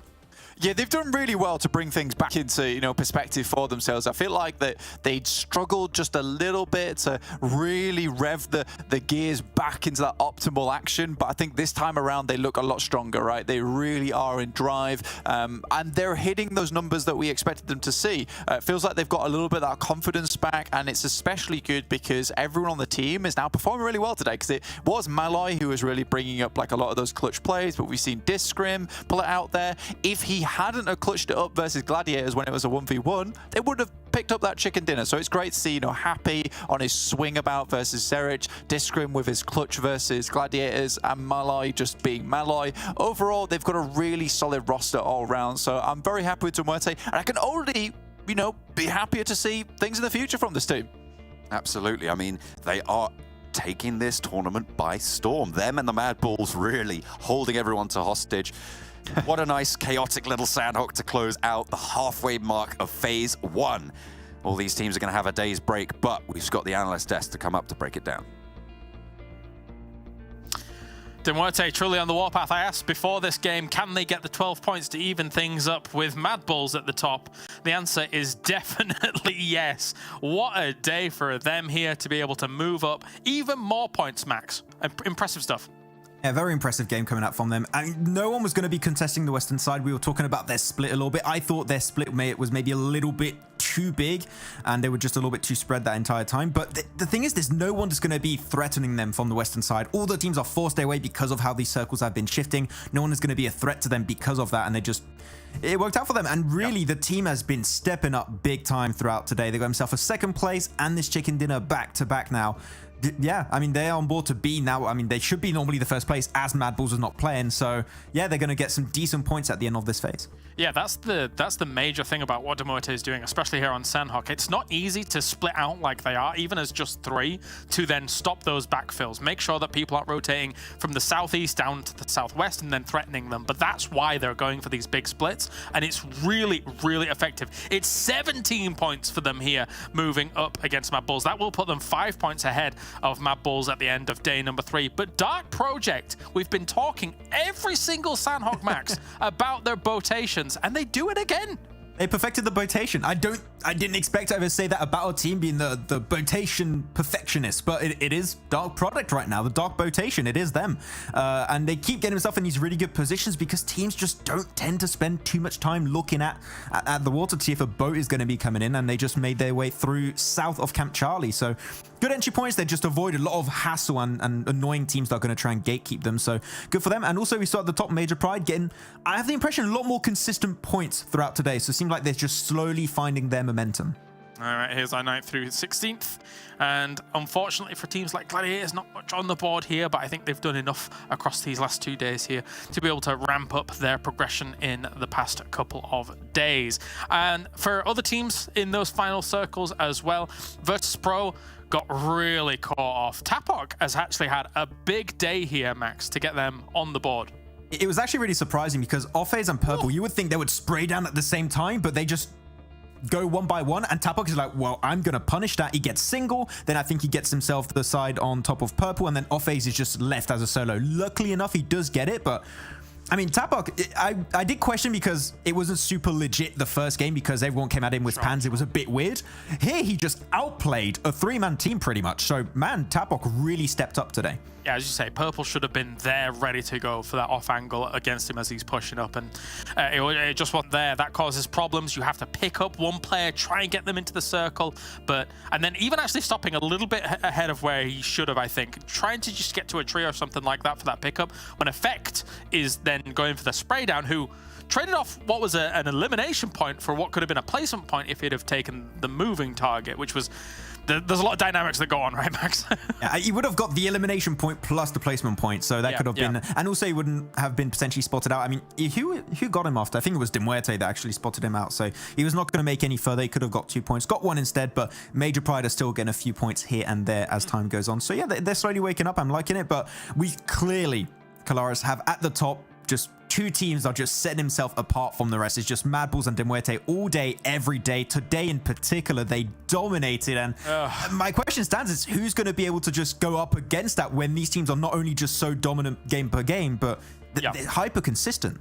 It didn't feel that clear-cut in day number 1, but as the days have rolled on, geez Louise, let's take a look at the overall winners for today, and you'll see kind of what we mean to a degree, as we do have some cheeky winners here and there get themselves the first win of the day, but it did come at the little bit of assistance by our second winners of the day in MADBULLS. And then from there on, SHOCKWAVE, GOAT Team, and MUERTE are able to round things out. MUERTE, though, in general, their consistency across games. I mean, before we started today, Max, it was 3 first places and 2 fourth places in their last 5 games, and they still continue to find those top placement points here constantly throughout day number 3.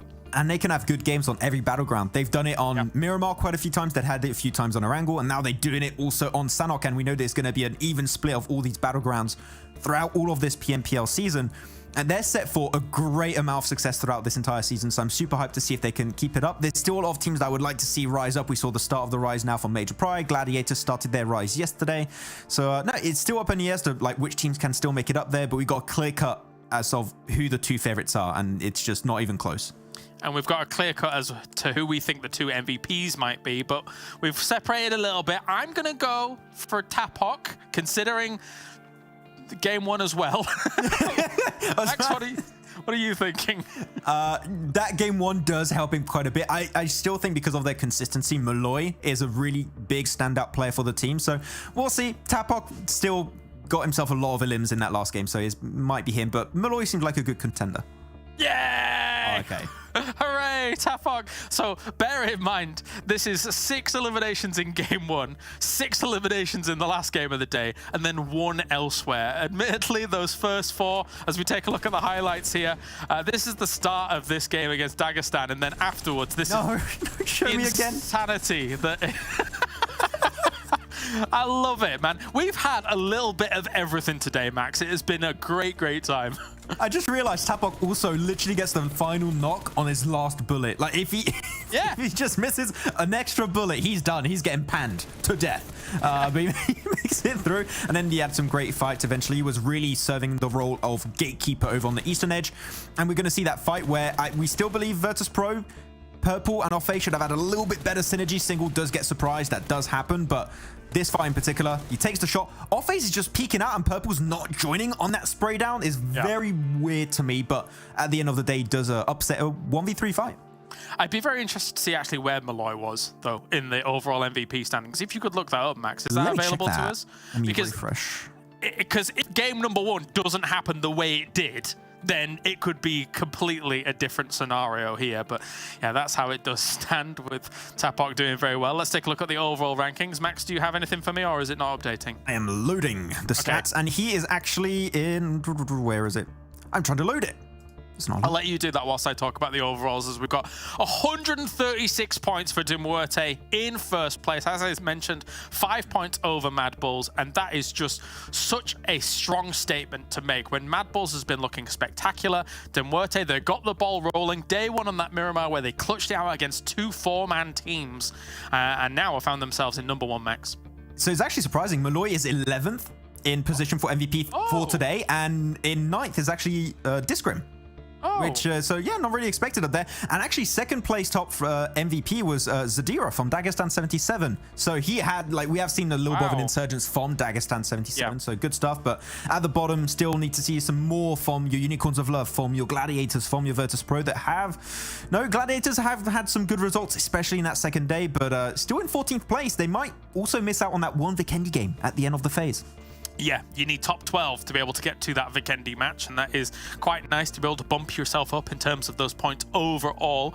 And what's also cool about Vikendi in general here in this kind of format is that it's a bit of a wild card, so you're kind of relying a little bit more on your instincts against the rest of the lobby as opposed to a lot of information, be it drop spots or how teams rotate on Vikendi, because we're not playing it as often.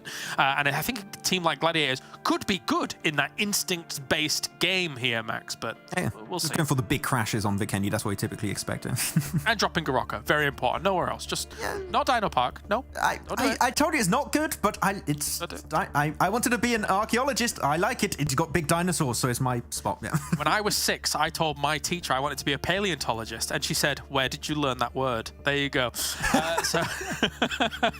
All right, let's take a look at the predictions then and the points coming in so far. It's been a roaring success for the desk because we have now overtaken the casters here after John Allen had her lucky day number 1. What do you think about that, Max? Yeah, it goes without saying. I would not expect him to get another 8 points a day. He's had a rough one. He's got 1 point in day 2 and 2 points in day 3. I don't know what to say, but yeah. Otherwise, good day for us. The desk is on point, and I still do not know how I'm doing this, but I'll keep doing whatever I'm doing. It's working. You'll keep doing the thing, I suppose. Yeah. And the best bit about all of this is that John just can't reply live on air. It's brilliant. Let's take a look at the socials as well. He can probably reply over on social media to us, but we'll probably ignore that too. If you use the hashtag PMPL EU on all the social medias, you can tune in and get tuned in with all of the things that are going on, and you might get yourself a chance at winning some skins, Max. Yeah, over on the Instagram, esports PUBGM EU. If you go follow right now and you keep your DMs open, on Saturday we'll be choosing 2 lucky winners, and you can pick which skin you want. And it's only this time, so you better get in. Awesome stuff. All right, well, thank you very much, Max. Thank you very much to the casters here. Thank you very much to everybody tuning in around the world as well. Don't forget that Turkey is still rolling on. The games are keeping on going, so go on over there, watch some of those matches. That's it for EU for today. We're taking a day's hiatus, and then we'll be back the day after, which is exciting for more PUBG Mobile action. See you then.